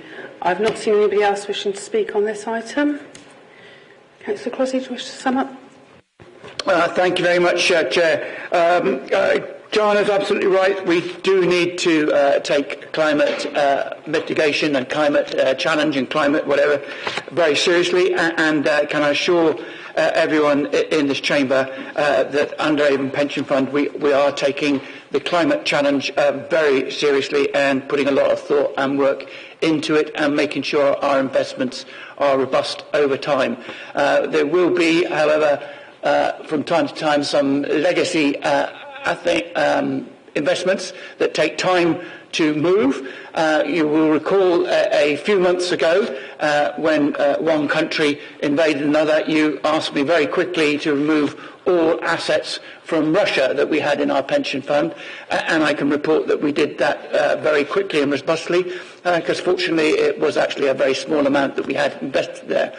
But we are looking at long-term implications of all of our investment, and we are over time improving that. But some things cannot be moved overnight. They have to go through due process and due thought and consideration.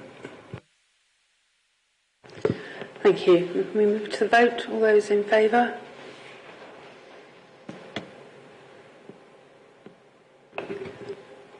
Thank you. Any against? Any abstentions? Thank you, that's unanimous. Item 15, Charitable Trust Board Annual Report. Councillor Ball? Yes, I should be very brief on this particular item. I shouldn't take a lot of debate. The report of the Charitable Trust Board is in front of you this evening. The only item it actually deals with is Alice Park Trust Board, chaired by Joanna Wright.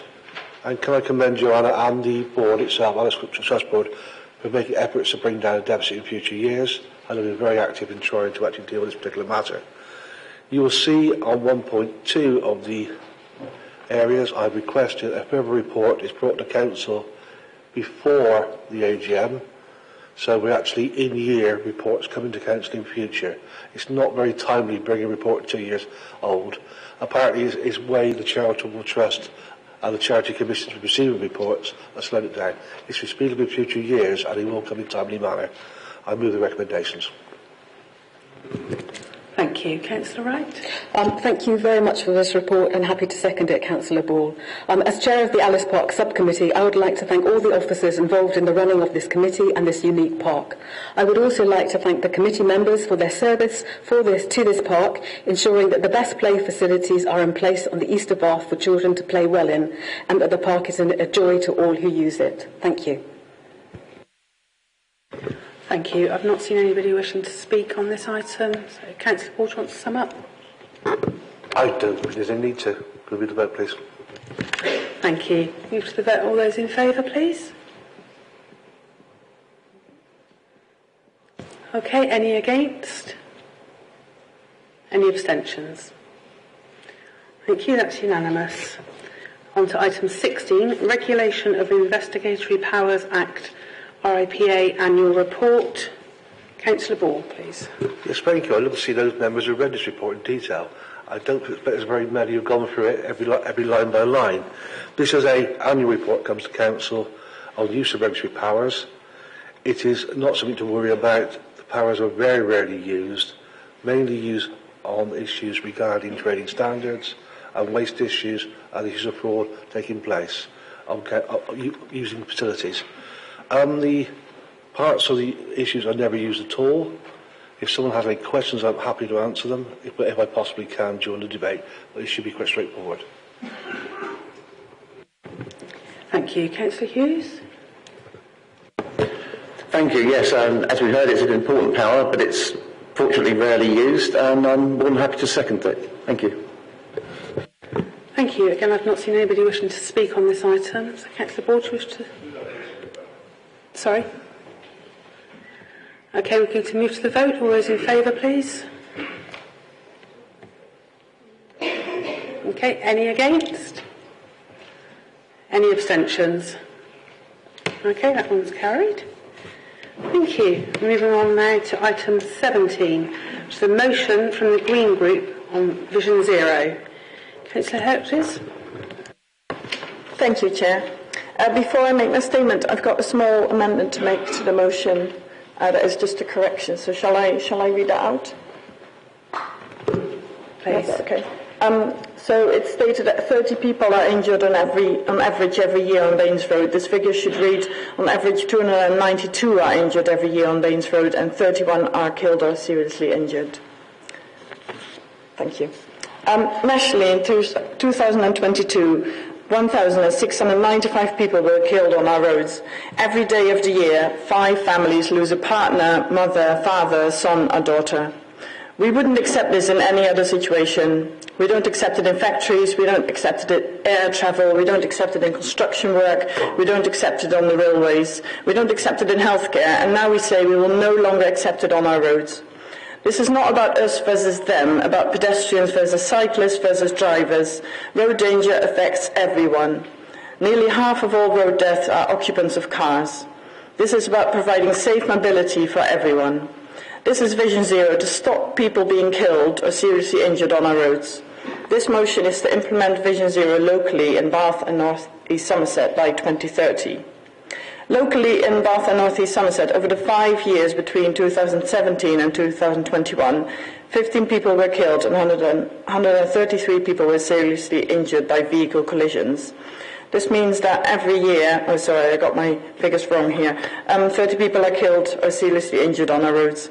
These vehicle collisions are avoidable and preventable. There are proven methods to reduce or eliminate road crashes. Safe speeds, appropriate to the streets, safe street design, reducing risk posed by the most dangerous vehicles, safe behaviours, improving the behaviours of everyone using our roads, and improving our post-collision response. These measures have been successfully adopted across the country, for instance in Kent, Devon, Cornwall, Blackpool, Leeds and recently Bristol, and also internationally. In Bath and North East Somerset, we have made a very good start towards Vision Zero.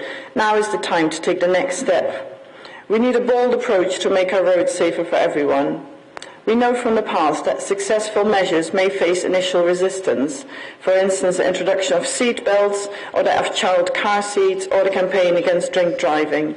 These are now saving lives every day and are fully accepted for the safety they bring. Our city, towns and rural areas must be safe for all road users, drivers, bus users, pedestrians and cyclists. People should not face the risk of serious injury or death simply for moving around. As a council, we have agreed to be bold in what we do and to improve people's lives. We don't have to tolerate people being killed or left with life-changing injuries on our roads. There are things we can and must do about it. We now have an opportunity to make a decision that can save lives. The only acceptable number of deaths and serious injuries on our roads is 0. By voting for this motion tonight, you can take an important step towards achieving that. Thank you.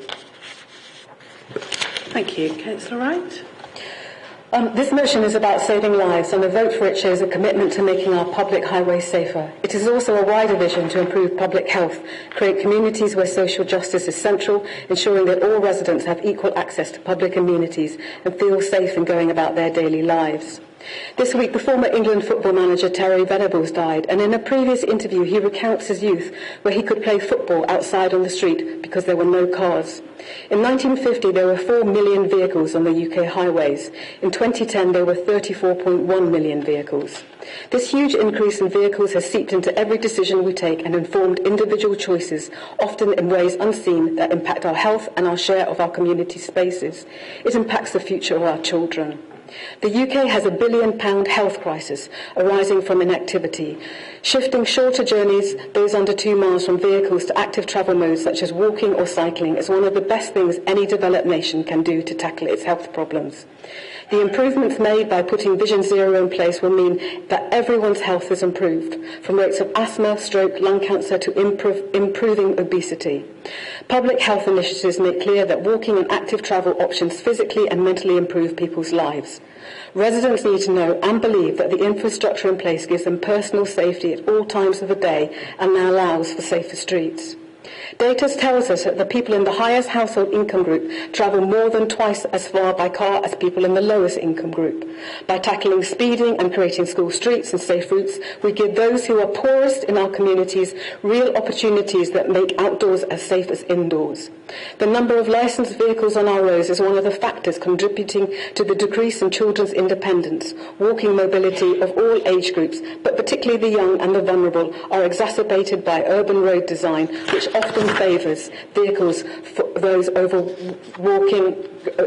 over those walking, creating more time-consuming journeys, which are often harder to take.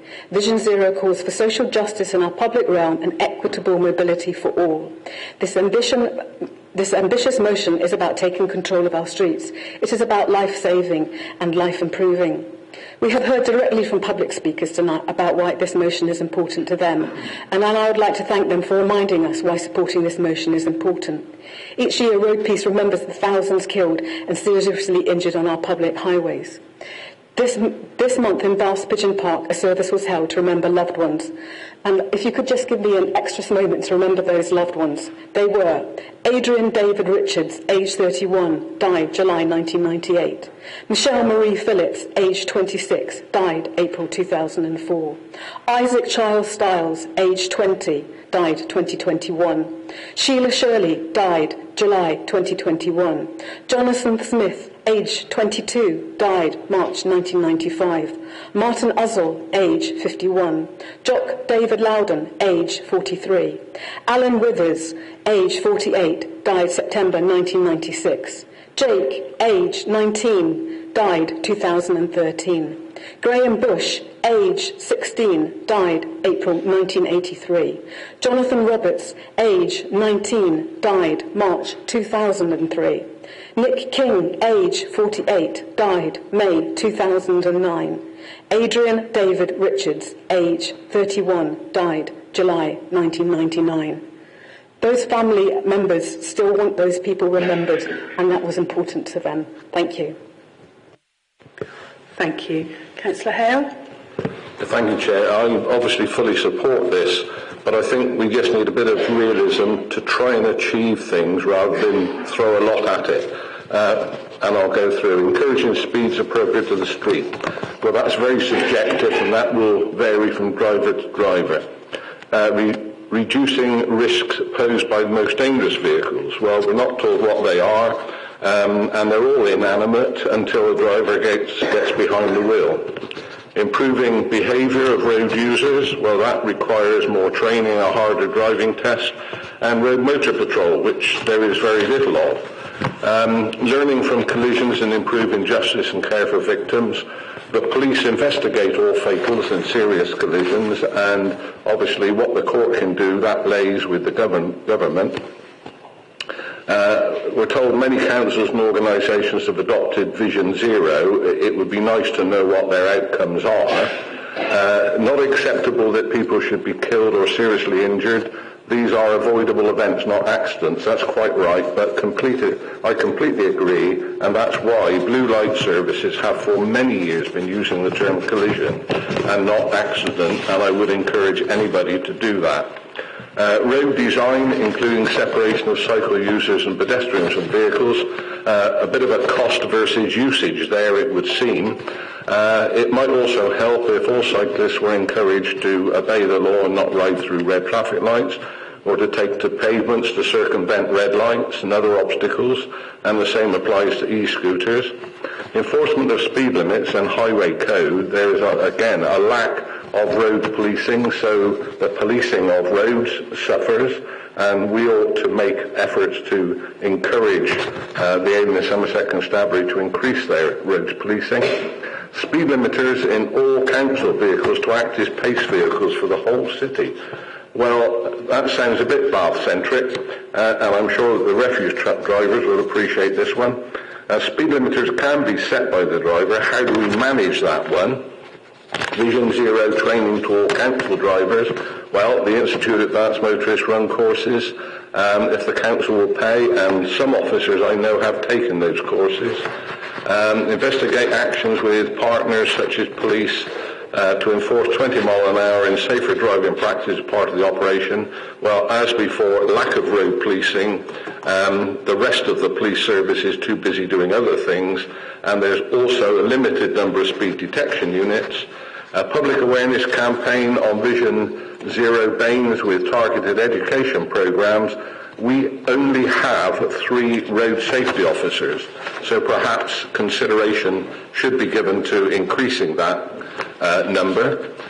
Reduce risk through intelligent-led enforcement. I think I can confirm that the Roads Policing Unit already do that. Can you call your remarks for closed? Yeah. Exchange in Places programme to make HGV drivers, bus drivers and cyclists more aware of one another. Not quite sure how that would work, as you need an HGV licence to drive one and a PCV licence to drive the other. And I will conclude. Thank you, Chair. Thank you. Councillor Rigby? Thank you very much, Chair. I'm sure I'm not alone in being very moved by the personal testimony of the first public speaker here. So what I would like to do is absolutely say that as a council we are not complacent, we can always do more, but I'd hate people to think that we're not already doing a lot in the road safety arena, and the officers are to be commended for that. A lot of you may know that last week was in fact Road Safety Week, and so we pulled together an awful lot of the things that we were doing. Road safety isn't just a week, but it's good to have a focus for it. One of the things that we did last week that we had never done before is we did some incredibly hard-hitting signs on our variable messaging. Normally we talk about be careful, look at your speed, etc. We put up the words 5 people die every day every week on UK roads. So we made it as clear as we could that how seriously we take this. I was quoted at saying, it's interesting that we're talking about Vision Zero now, and using the word collisions, I'm sure you'll be grateful, Councillor Hale, that it's important that our road safety officers are out and about during this week, highlighting the national campaign. In our area, the number of people injured in traffic collisions continues to fall, but we want to reach a point where no road users are killed or seriously injured on our network. Just so that you're all aware, the number of serious road collisions on our highways has actually reduced by 46% over the last decade. However, vulnerable road users like cyclists and pedestrians are disproportionately affected. During the week we had speed watch groups. We have 30 speed watch groups within the area. They were out and about. Safety officers went to the meetings and they also went to a lot of schools. In fact, during the year, we managed to speak to over 10,000 people to do the education about what it is that we need to do with schools, and have completed quite a few schemes, like a collision reduction scheme on the B3114 and the London Road Cyclist Safety Scheme. We've introduced a lot more 20 mile an hour speed limits, and we are working with the police to make sure that they are enforced where it's appropriate. All of these are examples of the ongoing efforts by the Council to make its roads safer for all users. And picking up on one of the other points that was made by someone who was talking about potholes and saying that North Road was particularly poor, as has been said previously, budget dependent, as long as the budget goes the way that we're aiming for it. North Road is on the list to be resurfaced and has been for a while. It is due to be done next year, irrespective of any recent actions. So I do commend this. I think it's a strong motion, and the vast majority of it are things that we're doing already. We're just going to do more. Thank you. Thank you. Councillor McKay? Hi, I do find myself slightly uncomfortable with some of the language in this motion. The front page of the Chronicle today has the result of the tragic death of somebody who was killed in my ward, and every time you see someone who's been killed in your ward, it's distressing, and obviously our thoughts have to go out to the families of everyone locally who's been killed, everyone who's lost a family member through a road collision. My problem is, in this motion, I don't see anything that would have prevented that death. So to pick words like zero, I think is unrealistic. I think there's lots we could do. This is a very urban motion, and I'm obviously a rural councillor, and I think sometimes we get forgotten, but I know that officers work particularly hard, and we have made a commitment through JLTP4 to achieve the best we can. But I think in the current climate, I think 2030 is hopelessly optimistic, unless we get a very generous Labour government next year. But the language aside, I do concur that at my age, the most dangerous thing I do is cycle into Bath. I don't necessarily need that adrenaline rush. And I was around the back of the tractor this afternoon, getting big pieces of equipment on and off, and I know there's risk inherent in that, but there's nothing quite as scary as cycling into Bath. So I will be supporting this motion, despite my reservations about some of the language. Thank you. Councillor Jackson. Thank you very much, Madam Chair. I think I really have to disagree with Councillor McCabe to some extent. I very much appreciate the fact that this motion has been brought to Council and that we've not only had useful statistics and figures, and we've also had some names, but we have here an aspirational motion. If we aim towards it, let's hope we get somewhere near it and some lives are saved. When I moved into Radstock 20 years ago, at the end of the road, there was one of these little shrines that I'm sure you're all familiar with. 21st of April 1999, a small girl was killed on the corner of my road, and 4 years later, there were still fresh flowers. And I think that's a pretty good indication of the measure of hurt that one child's death can cause. This afternoon, walking up the slope towards the road, a large white chariot reversed in front of me and came within 6 inches, literally, of knocking down a small girl whose parents were with her, but clearly thought the vehicle was going to go forward and not backward. So it's an ever-present danger. Sometimes I think, in fact, there's a conspiracy on to have a by-election in Westfield, because, as some of you know, I've got virtually no sight in my left eye. So a vehicle coming from the left that's black, I will not see it. So just be warned. But seriously, I think we should support this motion, do the best we can to realise these aspirations, and get it over to people that it's not somebody else's responsibility to drive safely and to watch out for small children crossing in front of gates outside schools. Thank you. Thank you. Councillor Hurst. Thank you, Chair. I welcome bringing this for discussion and reflecting on residents' comments at the beginning of the meeting. I'm sure most people in the chamber agree one death is one death too many. However, has a very good record on road safety, and Councillor Rigby set some of those points. The Council continues to support 6 local community speech groups. The Council carries out the speed limit reviews, monitors data, and identifies problematic locations. The numerous pedestrian movement, 6,000 holes filled in the last 12 months. It's speaker an issue. We'll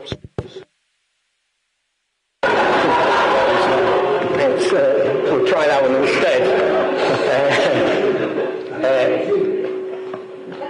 We've had record spends in capital improvement, including the highest spend in any of the last 10 years on capital improvements on our network, 5.34 million. But our context is also important. If we look at European comparative data, the UK, Britain has the 3rd best road death net data in Europe and is consistently among the world's countries with the lowest road deaths. And what the data does show is that where we would make our biggest difference is on our high-speed roads, so the 60 mile per hour and motorway networks, and that's where we should focus our attention if we really want to make a big dent in that data. So while of course we can do better and we must do better, I think this motion is a helpful start and kind of helps bring the subject forward. So thank you. Thank you. Councillor Hughes? Thank you. I will be supporting this motion, and I'm pleased to see that the majority of the proposals to improve road safety and reduce injuries and fatalities are already ongoing. We are already implementing livable neighbourhoods and other road improvement schemes, although with some mixed results. The schemes don't always work the way we hope, as we've seen in Keynsham.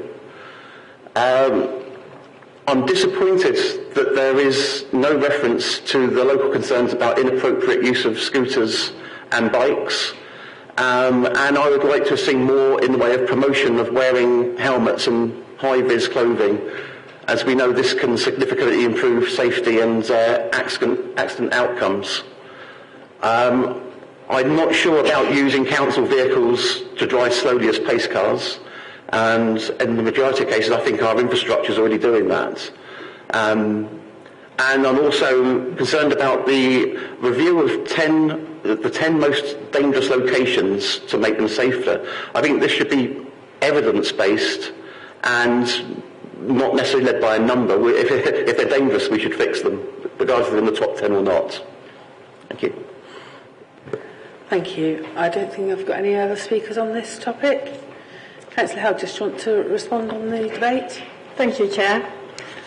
Well, this lively debate showed that this is a very important topic to many of us, which is the most important thing. I really like the idea of that this motion is aspirational, and that it's not just about setting a target, it's also about showing all our residents about our vision and our collective responsibility.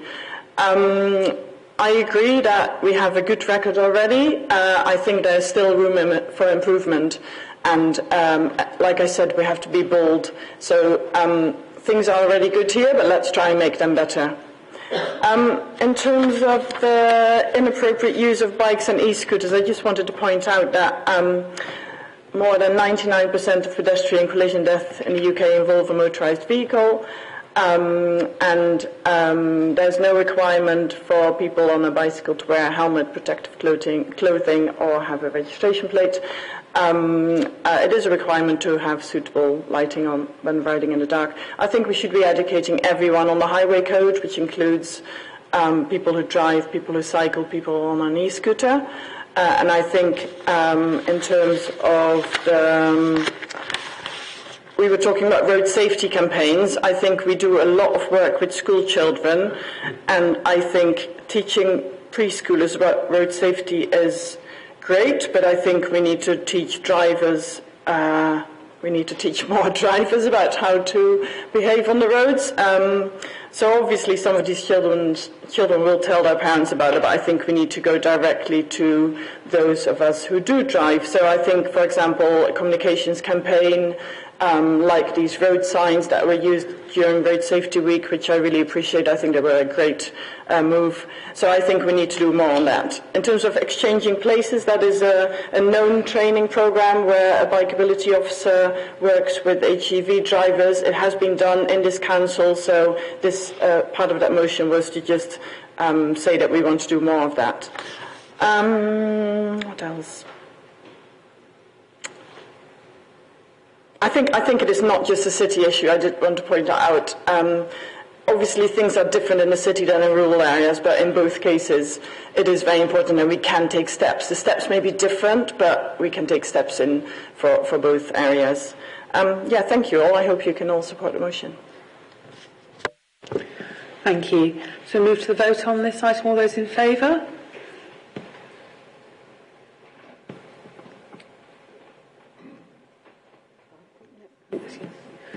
Okay, any against? Any abstentions? No, that's unanimous. Thank you. On to item 18, which is the motion from the Lib Dem Group on climate commitments. Can I call Councillor Leach, please? Thank you, Chair. Climate change is undoubtedly the biggest problem of our time. The UN Secretary General, no less, has said, and I quote, The world is on the road to climate hell with its foot firmly on the accelerator. 2023 is already certain to be the hottest year on record, with multiple temperature records being smashed. Global food production is already being impacted by climate change and is reportedly costing each household £600 a year in higher food costs. A UN report released early last week found that in whichever direction you look, national climate change policies are so inadequate that unless significant change is made soon, the world can expect to see global warming reach a hellish 3 degrees C by the end of this century. Warming to that extent could well result in irreversible tipping points being reached. That would be an unmitigated disaster, not only at the global level for mankind as a whole, but at the local level, for every single person living within Baines, for every single resident we in this chamber represent. The UK might be a small country, but we've made an outsized contribution to the problem, and we'll continue to do so. We are burning through our carbon budget at far too fast a rate. We do not get a pass because of the noteworthy progress we've made in the past 20 years. If anything, exactly the opposite. Because we have contributed so much to the problem, and because we are an advanced country that can afford to make the necessary changes, the UK has a responsibility to keep up the pace on reducing its emissions. We have to stop burning fossil fuels here in the UK. We have to stop generating electricity with it, we have to stop heating our buildings with it, and we have to stop powering our transportation with it. And yet we have a Prime Minister who is heading in exactly the opposite direction. He fails to support the expansion of offshore wind generation. He fails to improve the energy efficiency of the UK's housing stock. He wants to maintain for even longer the UK's reliance on internal combustion engines, and he wants to accelerate the UK's extraction of every last drop of fossil fuel from the North Sea. The UK was the first major economy to make a binding pledge to reach net zero emissions by 2050, and we laid claim to being a climate leader at the G7. Sunak has abandoned all pretense at leadership in a cynical attempt to squeeze short-term political advantage ahead of the next general election. He's made a mockery of our climate pledge and joined the growing band of tin-pot populist leaders who make no pretense they have any interest in tackling climate issues. For every pound the Prime Minister might save today by keeping his foot on the accelerator and U-turning on this country's climate commitments, our children and our grandchildren will have to pay tens and then hundreds of pounds in their tomorrows to protect themselves from a climate catastrophe our Prime Minister has no interest in addressing. I have 3 young grandchildren, each of whom should hope still to be alive at the end of this century. I ask you, what sort of world will they be looking at when they are the age that I am now? Everyone's future will be determined by the decisions made in the next few years. In the face of this government's utter failure to deal with this crisis, it falls to us here in this chamber to speak out and urge the Prime Minister to reverse his short-termist, self-interested direction of travel and to make the right choices for all our futures. Thank you, Chair. Thank you. Councillor Box? I am delighted to second this motion brought to Council by Councillor Leach. I echo his points around the short-sightedness of Mr Sunak's administration and urge them to reconsider not only the financial implications noted by Councillor Leach, but the duty and responsibility we serve to our children and our children's children. I can't help but feel the Prime Minister's flip-flopping is a desperate attempt to politically point score. Not only is this bordering on immoral, but it's frankly dangerous. I also think he has misread the British people, and he may find this political gamble results in electoral consequences come the next general election. I therefore urge any political party that gains power to be confident in their solid direction on mitigating this already catastrophic climate emergency. Thank you, Chair. Thank you. Councillor Sarah Warren. Thank you. A compelling case has been made. This motion addresses what is literally the single most globally important and critical subject. This motion addresses what is literally the single most globally important and critical subject which any of us will have to confront in either our political or our private lives, and the timing could not be more apposite as the parties gather for COP28 in Dubai and dark clouds of suspicion proliferate around its presidency and direction. It's a familiar tale that in the dog days of dying governments there tend to be ever more extreme announcements aiming to shore up the backbones of their formerly core voters, or perhaps, in contemporary terms, to reconnect with the wavering red wall, who are under intense siren courting from the celebrity jungles of Australia. The current situation would be comical if it were not so utterly depressing. The Prime Minister's dizzying U-turns on climate-critical action on cars and gas boilers, his cuts to funding for active travel, and his retreat on much-needed insulation on rented properties were leaked to the press as an attempt to create clear blue water between a discredited and sinking regime and an incoming Labour government, perhaps, who must live up to their earlier promises of a vital Green New Deal. In short, our government is now playing politics with our children's lives and is surely beholden on all of us to stand firm and press in every way possible to force both the current and incoming government's feet back to the fire, to insist that these things matter and that political manoeuvring and cowardice must not be allowed to undermine our nation's reputation and standing for leadership in global climate action or cause harm to the life chances of future generations. Colleagues, tonight's motion is of fundamental importance, not just to our country and our people. Its message resonates for the whole world community and it merits our unstinting support. I commend it to you. Thank you. Councillor Wright. This motion is a step in the right direction, and quite clearly the Leader of Council should write to the Prime Minister, expressing the Council's concern at the change in policy on climate commitments and the uncertainty over investments being made by many businesses.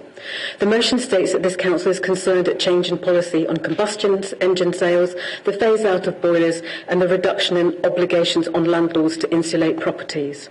I would add that there are many other actions the Conservative government should take that will impact the emissions of the UK for years to come. Governments can support or stop planning applications. They can regulate, they can tax, they can subsidise, and they can create product standards. These actions matter in good times. They are essential in emergencies. It is clear that many people, from the corporate world to the cooperatives, are unhappy with the decision and the leadership of the present Conservative government, who are not acting as though they are in an emergency, and who daily fail to act and do not see the crisis that many are living in. The Conservatives recently agreed to grant an application to develop the Rosebank oil and gas field off the Shetland Islands. These undeveloped fields have the potential to produce 500 million barrels of oil, putting the equivalent emissions of all 28 low-income countries into our atmosphere. The Conservatives have failed to properly regulate the water industry and allowed excrement to fill our rivers and seas. The Conservatives have failed to sufficiently tax and profits the biggest oil producers, profits amounting to 200 billion in 2022. The Conservatives have not subsidised public transport. Instead, they have created and continue to support a deregulated market where there are few, if any, buses and a train service that runs that is late, is expensive and is unable to connect the north and the south. The Conservatives have failed to put in sustainable standards for buildings or renters, leaving many in insecure, small, drafty homes that are unaffordable. This motion's resolves really do need to go further. Thank you. Councillor McCabe. Thank you, Chair. Councillor Guy, when you write to the Prime Minister, could you please emphasise that climate collapse has already started? As a grower, I have heritage apple orchards. I can tell you that some of our local varieties can't take the changing climate. So if you take something like Ashmead's Kernel, which is used to warm, wet conditions here in the southwest. Last year, my trees, Ashmead Kernel, suffered because of the hot, dry conditions. So a dry, excessively dry spring and then excessive heat in the summer. By the time it came to picking, I just had rotten apples on the trees because they were unable to swell as they should, therefore impacting on their contribution to Bath apple juice. We also host a community tree nursery, and we produce sort of 500 to 700 saplings for use by moretrees.earth, what was More Trees Baines. And can you tell the Prime Minister that the residents of Bath have done extremely well on hosting community tree nurseries and growing trees, enough to create small woodlands every year. But point out the irony that whilst we can produce trees, if we can't produce food, it's all pretty pointless. Thank you. Thank you. Councillor Tim Moran? Thank you. It's been lovely tonight. Everything's been unanimous. It won't surprise anybody that I cannot vote for this. But I do agree with what you just said about growing food. This governments, the last, I don't know how many governments, set aside, etc., etc., etc. We need to be more self-sufficient in this country, and we need to grow more food. Otherwise, you've got to bring stuff abroad and all the rest of it. We all need to be green, pleasant. I live in the country, green and pleasant land. Good old England's fantastic, and I'm very privileged and very lucky to live there. And I get it. If you live on the road, electric cars, you don't get any emissions. However, somewhere there has to be a power station to run those electric cars. There also has to be some poor kids somewhere in the world that are digging up things for the batteries, which are then transported all the way across from where they're being made. We then have to get rid of the batteries, which we don't know what we're going to do with that yet. Also, recently, I just heard from a couple of days ago that there's we now can produce synthetic fuel, which the synthetic fuel, I can't say it, I don't do it, the synthetic fuel would actually be carbon neutral, and that can work off the same engines that we're using now. Just going to move on as well. Landlords should look after their properties, they should insulate their properties. When we heard earlier from the students, I think it's disgraceful the way they're being treated. However, if you make things too difficult, you will lose a lot of private rentals. And with the housing problems we have in the country now, there aren't enough houses, you have to be a little bit careful as to where you go with it. And I think we're missing a trick that this might surprise you coming from Conservative. We need to work harder on public transport. Do we have enough money to pay for it all? Possibly not. I know I look young, but I'm quite old now. And you're meant to agree with this. I do look young, I'm quite old. That wasn't quite the effect I was hoping for. But I get a bus pass now, I get subsidies, I can get a train pass. However, I can afford to pay for that bus and train now more so than I could when I was 18, 19, 20, 21. So are those subsidies going to the wrong person? Should we be thinking, okay, maybe, Tim, you've got to pay for your parking ride rather than coming for nothing. But then if you're just leaving university and starting work, maybe you should pay for nothing. So I think we much as I agree that we need a more green and pleasant land, I'm not sure this is the answer to it. So I'm afraid I'm going to have to spoil my love tonight and vote against this. Thank you. Councillor Jackson? I'm happy to tell Councillor McCabe that my apple tree, the russet, has done extremely well this year. And the Worcester Perman at the top of my garden is doing exceptionally well. So I think it's a question of we have to adapt, we have to get the facts, we have to know what flourishes in a particular climate and what, unfortunately, we will have to give up. I am reliably informed that our wine harvest this year is going to be exceptional, but I wouldn't know, would I? Seriously, we are now able to make changes because we do have the scientific knowledge, and here I'm reading this through. This is an excellent resolution, except it's all in the negatives. Except right to the Prime Minister, but some of us might think that was a negative too. Waste of time, perhaps. Yes. So I would have liked to have seen something a bit more substantial, and here I have to declare an interest, Chair, which hadn't occurred to me until I listened to the debate.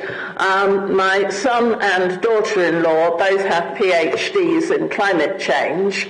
My daughter-in-law has a post at the University of Portsmouth lecturing on climate change and the effect on geology, and she, having got all the material ready for the course this year, she was told that climate change didn't matter, it was being cut. Now, here we have a situation where we are having dramatic cuts to many universities, and secondly, I think the priorities are a bit confused, and that getting the scientific facts about climate change, whether we're talking about apples on allotments or her field is bacteria in the warming oceans and how they're flourishing now the oceans are hotter, this sort of thing should be a priority, and we've got to make that clear that we need the solid research. And of course many of you will know that the University of Bath has an outstanding department. We should certainly be getting our MPs at the very least to support these efforts. Thank you. Thank you. That's the last person I've seen indicate wanted to speak on this item. Councillor Leach, do you want to respond? Thank you, Chair. Thank you to the members for the comments made. I was a little bit puzzled by the idea that synthetic fuel is carbon neutral. I mean, it might be in theory, but there's no way it's ever going to be in practice, so found that one a little bit unusual. I would also mention the rather cruel irony that COP28 is beginning today, hosted in a country that's done more than most to boost the crisis that we all face. But thank you very much for the debate, and I'm happy to move to a vote. Thank you. All those in favour?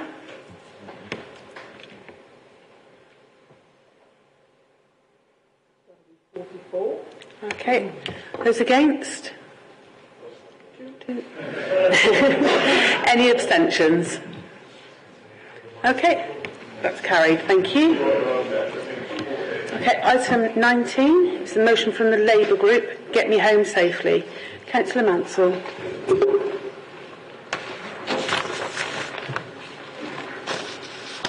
Chair, Council, I'm very proud to be a member of Unite, and even prouder of the Get Me Home Safely campaign, which began in 2021, a reaction by women members to being sexually assaulted travelling to and from work.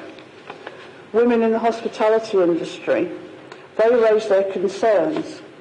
But it's not just the hospitality industry, it's aviation, it's transport, it's the health sector, it's local authorities. A vast number of working women moving about during and social hours, and they're often the lowest paid as well.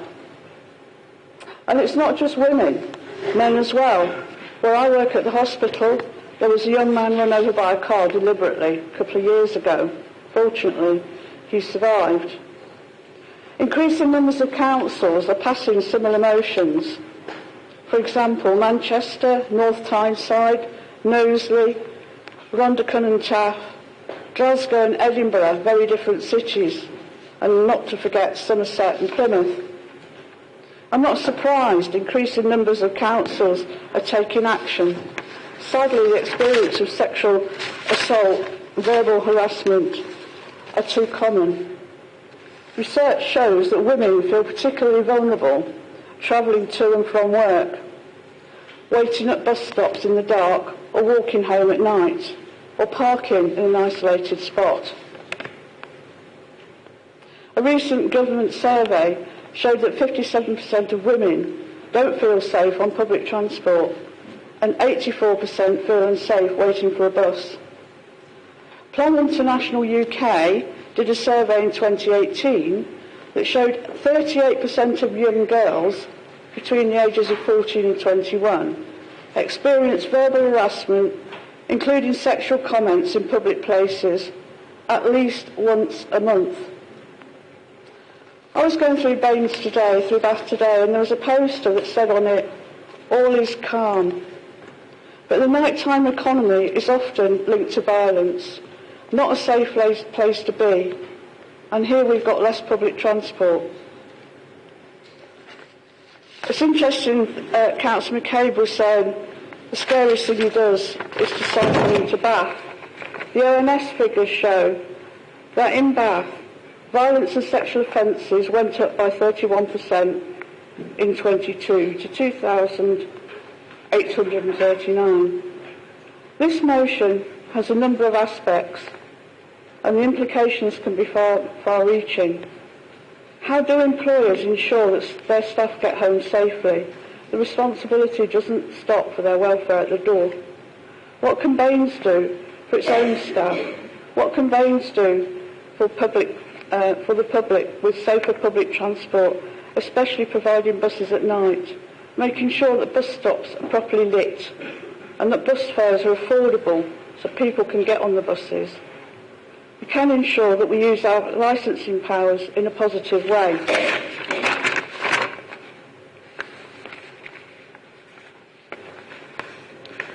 Years ago I worked in a bar, and quite often taxis wouldn't turn up to take us home. However, the landlord was fantastic. He always made sure that we got home. He got his own car out and took us back. That's what you'd expect any considerate employer to do. Further, Baines can take action by contacting our MPs and call for them to bring forward the national minimum standards for taxi and private hire cars in line with the Department of Transport independent taxi and licensing groups. We could look to bring in franchising of buses as they've done in Manchester. And employers need to be looking at how they can bring in different support for their workers.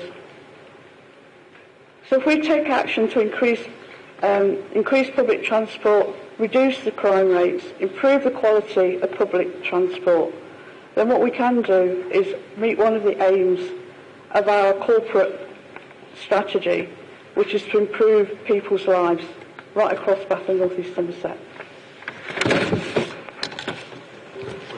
Thank you. Councillor Moore.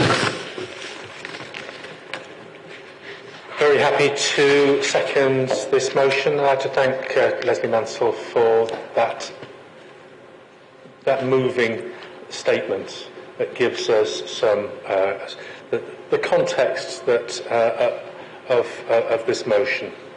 Now, politics, of course, is the art of the possible, and I'd suggest that so is community leadership. And this is what this motion is looking to do, and what this motion is asking for. And it's not an easy ask, because, of course, there are so many agencies involved. There are so many different businesses. There are the statutory responsibilities of committees within the council. And there's also the legal restrictions that, as a local authority, we act within, or have to act within. And you won't be surprised, I think, to know that that this motion had to have a bit of toing and froing between officers and the legal department in order to ensure that it actually did meet the requirements of the Constitution, that it was an achievable and realistic motion. So let's be clear that the current wording is legal and it is achievable. And I understand as well that there's going to be an amendment. Obviously, thank you for having been able to have a look at that, and understand that I'm going to be accepting that amendment and see it as positive. And also, in particular, referencing the combined authority and WECA, when we're looking at the WECA Mayor, when we're looking at public transport. and please be assured that the Labour group, if this is passed, will be lobbying the Mayor just as forcefully as other members of this chamber to ensure that that particular element of the public transport element should be achieved. Now, I've heard comments that this is an unfair burden on businesses. Well, I'd say that considering the difficulties in recruitment and retention, I'd suggest additional benefits like this will actually help businesses actually retain staff. And if there are unsupportive employers who don't like a campaign along these lines, well, hey-ho. So this motion, like Vision Zero, is aspirational, and I use that as a compliment. And at a time when news about local government is all about financial doom and gloom, it's no bad thing if we can make a positive difference with community leadership. But I guess the next step is to work out how we can measure what difference looks like and what difference this motion actually makes. So I commend this to fellow members of the Council. Thank you. So the Lib Dem amendment was circulated earlier, and has that been taken into the substantive? Or has it... Sorry? Amanda. Councillor Rigby. Thank you very much, Chair. I will be very quick because you're absolutely spot on, Councillor Moss. The purpose of doing this was to try, if anything, to give it even more teeth and support. It was in no way doing anything other than that. It has been circulated to everyone. The two main points I'd like to draw people's attention to is, as Councillor Moss has already referred to, we've inserted a reference to the West of England Combined Authority, being the regional transport authority responsible for planning the bus services in cooperation with the local bus operators, and that Council resolves, as opposed to sort of tells itself to resolve, to work through business and partnership, because you're spot on right. This is something that cross-cuts employers, Council, third sector, etc.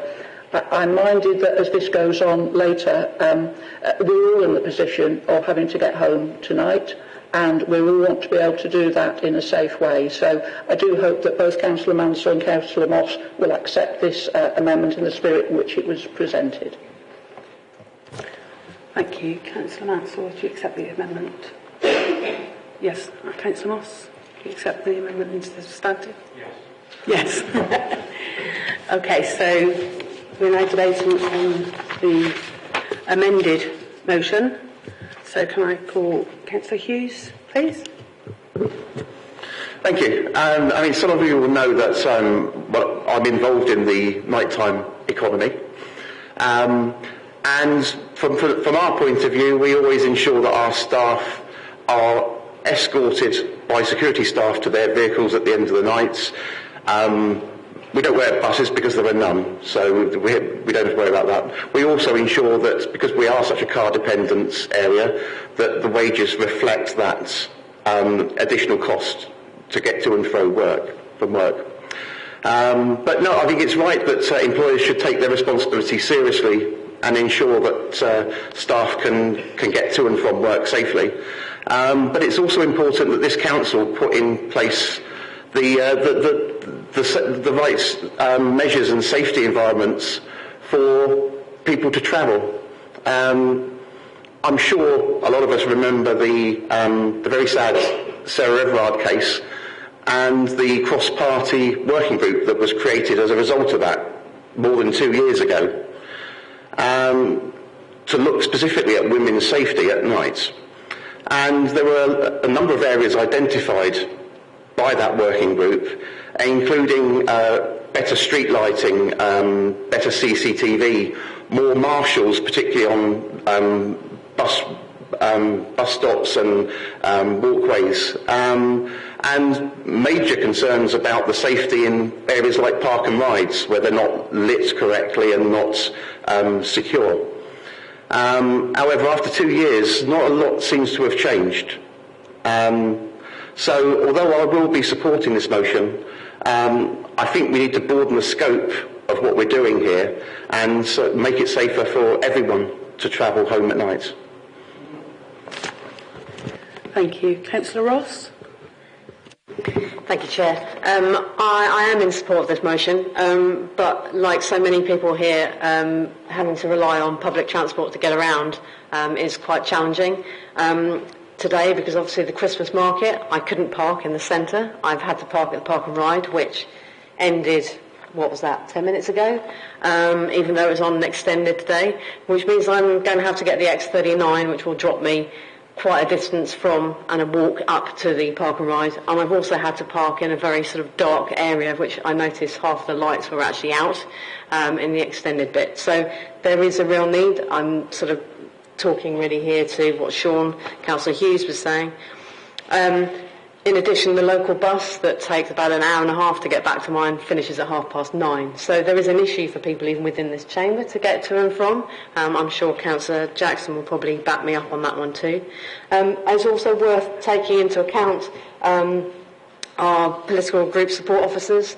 They're members, they are employees of the council, and our particular support officer has had to park in the podium today because there is no other place to park in terms of hourly rate, but she obviously then needs to get to that after dark, in a safe way. So I think all I'm trying to say here is there are people in this room who are struggling with this already, and it would be therefore churlish for anyone to not support it, even in its current state, even if it needs to go further. Again, it's aspirational. We can always add to this over time.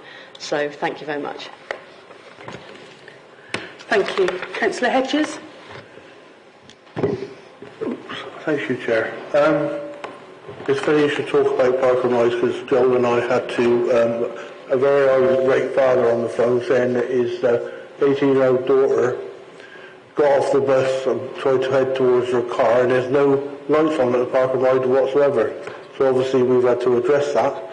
The other thing is that when the Co-op in Moreland Road closed down, my daughter had to find a new job and she works now for the Morrisons in the Forum in town, just past where that young lad was stabbed to death. Now, she starts at 4:15 in the morning. So guess who gets up at 3:30 and has to take her to work? Me. But the thing is, they wouldn't even think about paying for a taxi for them to get to work because there are obviously no buses that early in the morning. So I have to do it. And she enjoys the job, so I don't mind doing that. But there's nowhere on this planet I would let her walk from where I live in Oakfield Park down to the Bear Flat on our own at 4:30 in the morning, especially in the winter. In the summer it might be a different issue, but in the winter I certainly wouldn't do it. So I will be voting for the motion.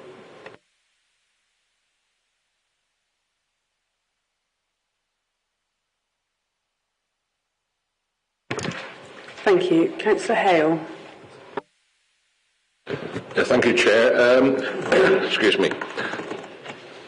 I think whoever's going to take this forward actually needs to be keeping their eye on other things, such as any traffic consultations that are going on, because part of the A4 corridor consultation was throwing in the idea of putting a bus stop halfway along the Keynsham bypass in the middle of nowhere, and you access that by walking through the park in the dark, and then standing on the main A4, as I say, in the middle of nowhere, which, to my way of thinking, is an absolute nonsense and inviting problems. So all I would suggest is that you really do keep an eye on any consultations that come up that relate to buses. Thank you. Thank you. Councillor Hurst. Thank you, Chair. It's absolutely right that we discuss this topic and I support the motion. The Council has an important role to play and I'm really looking forward to the development the Council is going to be able to do on the Park and Ride sites. Now it's been able to take them out of Greenbelt to kind of improve the quality of the facilities at those sites. I also welcome Councillor Moss's comments about lobbying WECA, and you're 100% right. I think we should do much more about this, but sadly many of the potential initiatives are in the gift of the West of England Combined Authority. For example, rural buses cut by WECA Mayor 42 odd down Park and Ride to the RUH, cut by the Wecker Mayor, and the list goes on. We need to do more to support people getting from our key employment sites, the city centre, the university campuses, the RUH, to our Park and Ride sites, train stations and whatnot, safely. Baines and Wecker have an opportunity to improve transport for all workers, and we need to do more, and we need the resources to do that. And our collective plea has to be to the Wecker Mayor to use your bus service improvement plan to help us support our rural buses, our key employment centres, and make a difference. So I encourage everyone to vote for it.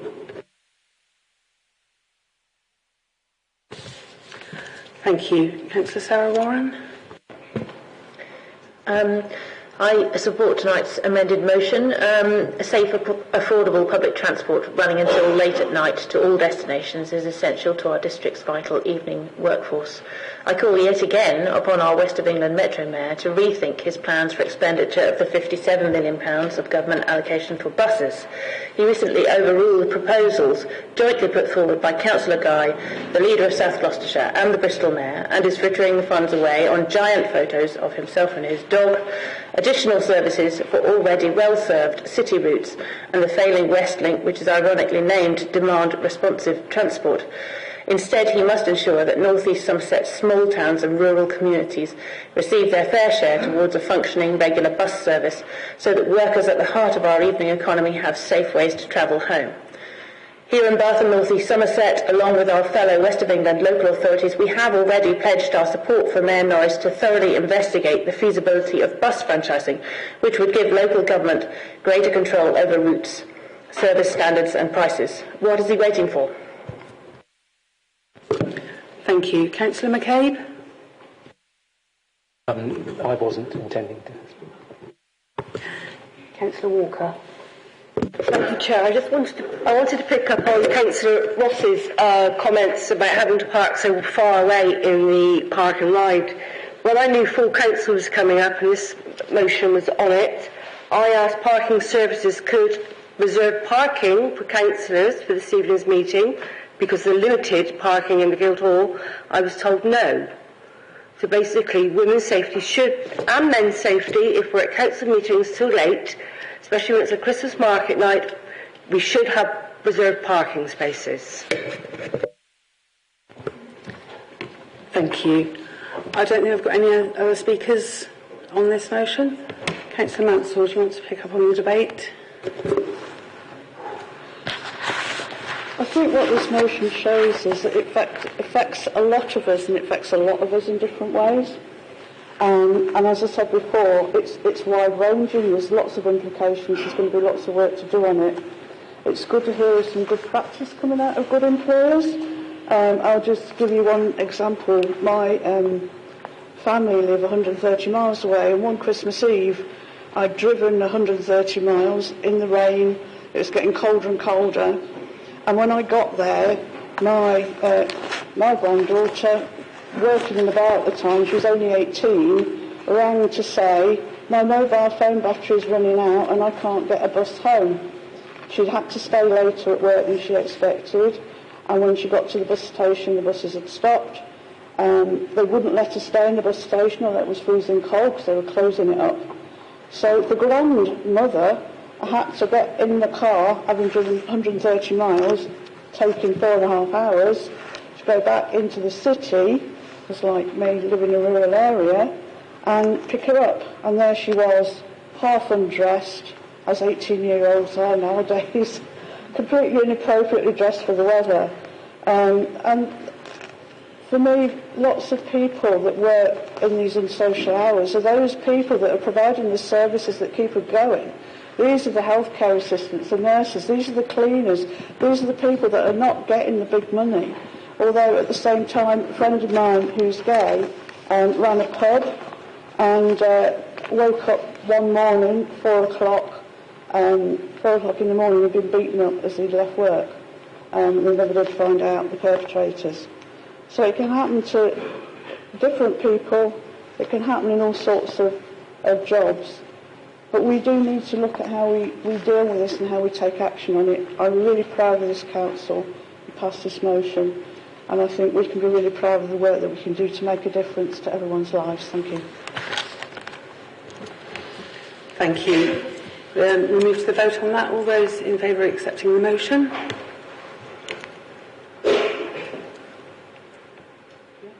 Okay. Any against? Any abstentions? Okay. I'm sorry, that was the amended motion, yes. Thank you. Okay, we move on to item 20, which is questions and statements from councillors. The questions that were submitted have been circulated together with their responses.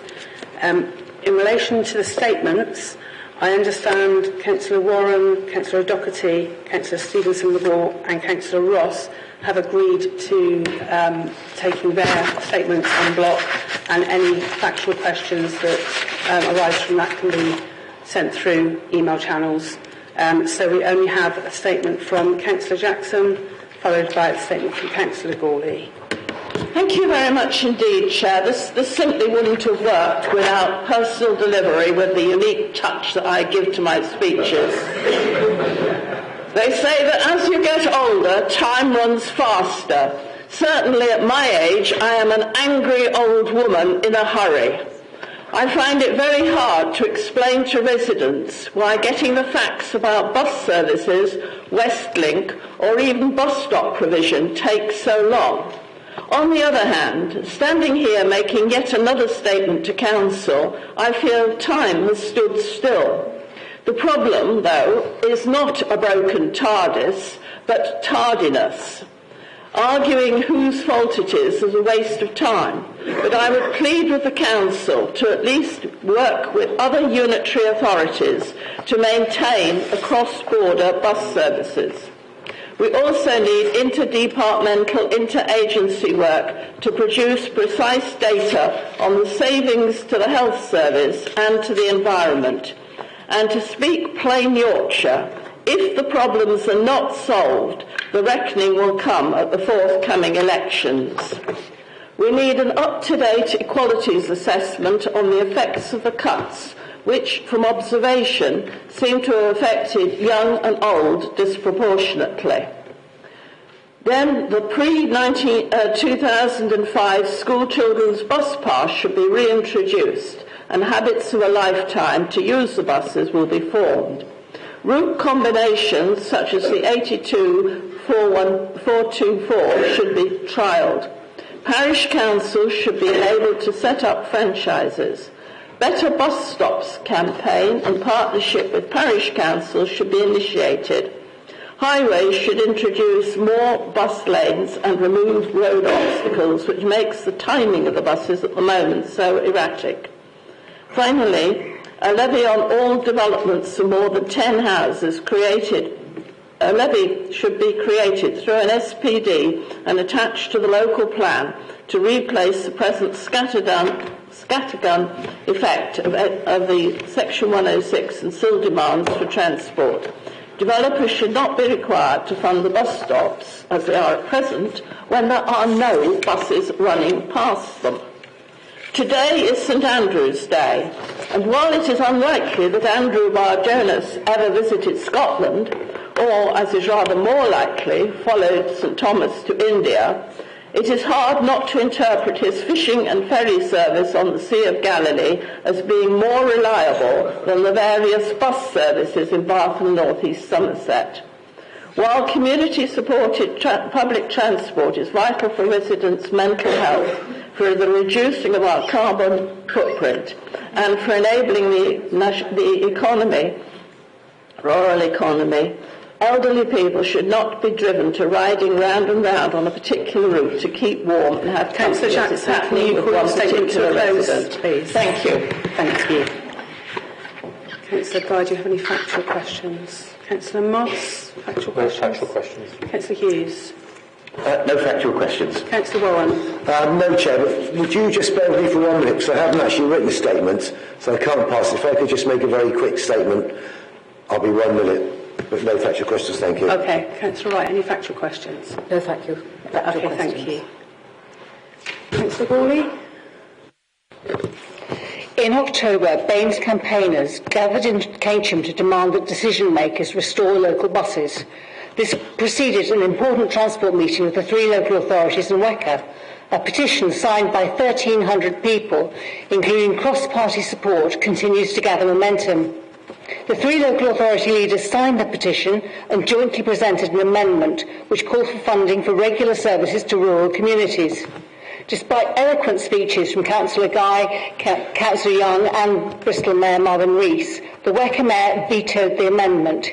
He has unilaterally decided to use unspent funds from his birthday buses to extend the failing Westlink scheme and to make frequent bus routes even more frequent.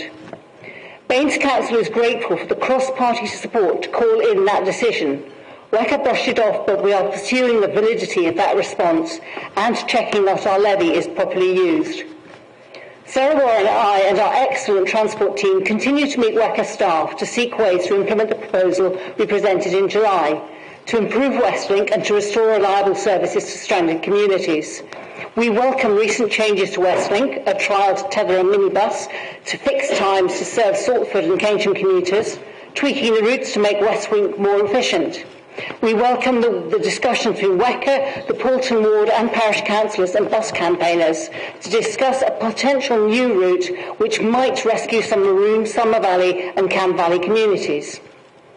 The 94 bus from Trowbridge to Bath continues to run for now, thanks to Wiltshire County Council, so I will continue to lobby WECA to resume joint funding. However, the Chew Valley has no reliable public transport, despite the best efforts of Jackie Head and others. There is no commitment to reroute the 522, nor any discussions with Somerset County Council about joint funding a bus from Frome to Westfield and beyond, as advocated by Councillor Jackson. We will continue to pursue these and other objectives. I am disappointed by the Mayor's behaviour and the decision to making on BSIP funding, which appears to be influenced by politics.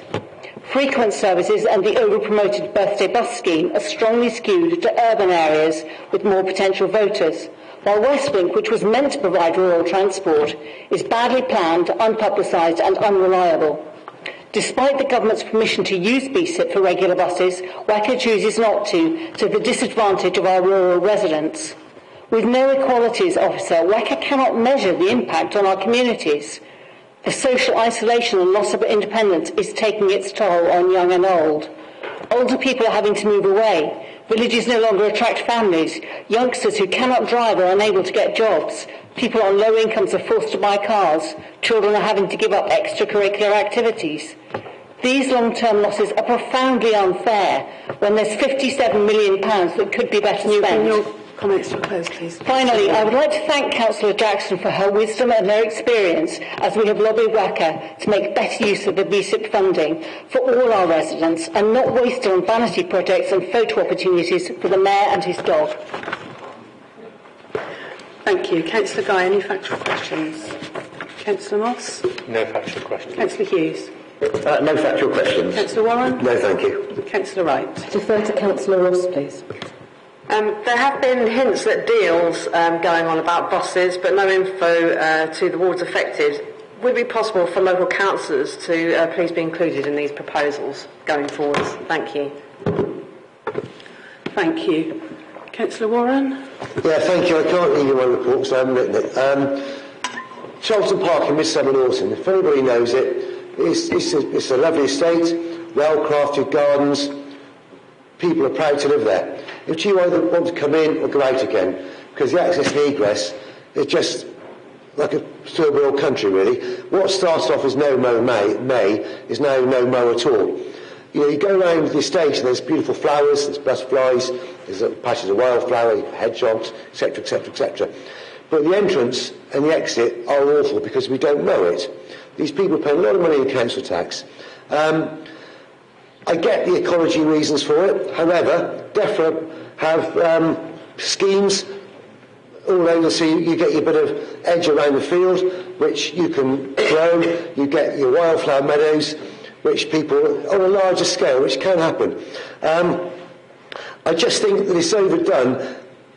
Is it for ecology or is it to save money? This is the issue. My residents, and I think you probably speak for a lot of places all over Baines rather than just that one estate, aren't happy about the entrance to the egress.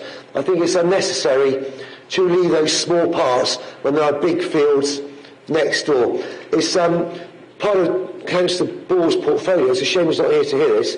And in his absence, I just want to thank Tim because he's been great. I've been talking to him, he's been helpful, and we're trying to come to terms. He's actually been very helpful, but don't tell him I said so.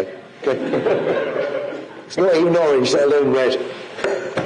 Thank you. Councillor Guy, any factual questions? No factual questions, as long as he can't ask himself a factual question. Councillor Ross. Will Councillor Warren agree that maybe sighting some grass-eating animals on that site would help? And could he give us advice on maybe where we could procure those? I could. Come and talk to me after. Councillor Hughes, any factual questions? No factual questions. Councillor Wright? No factual questions. Okay, and with that, I call this evening's meeting to a close. Thank you.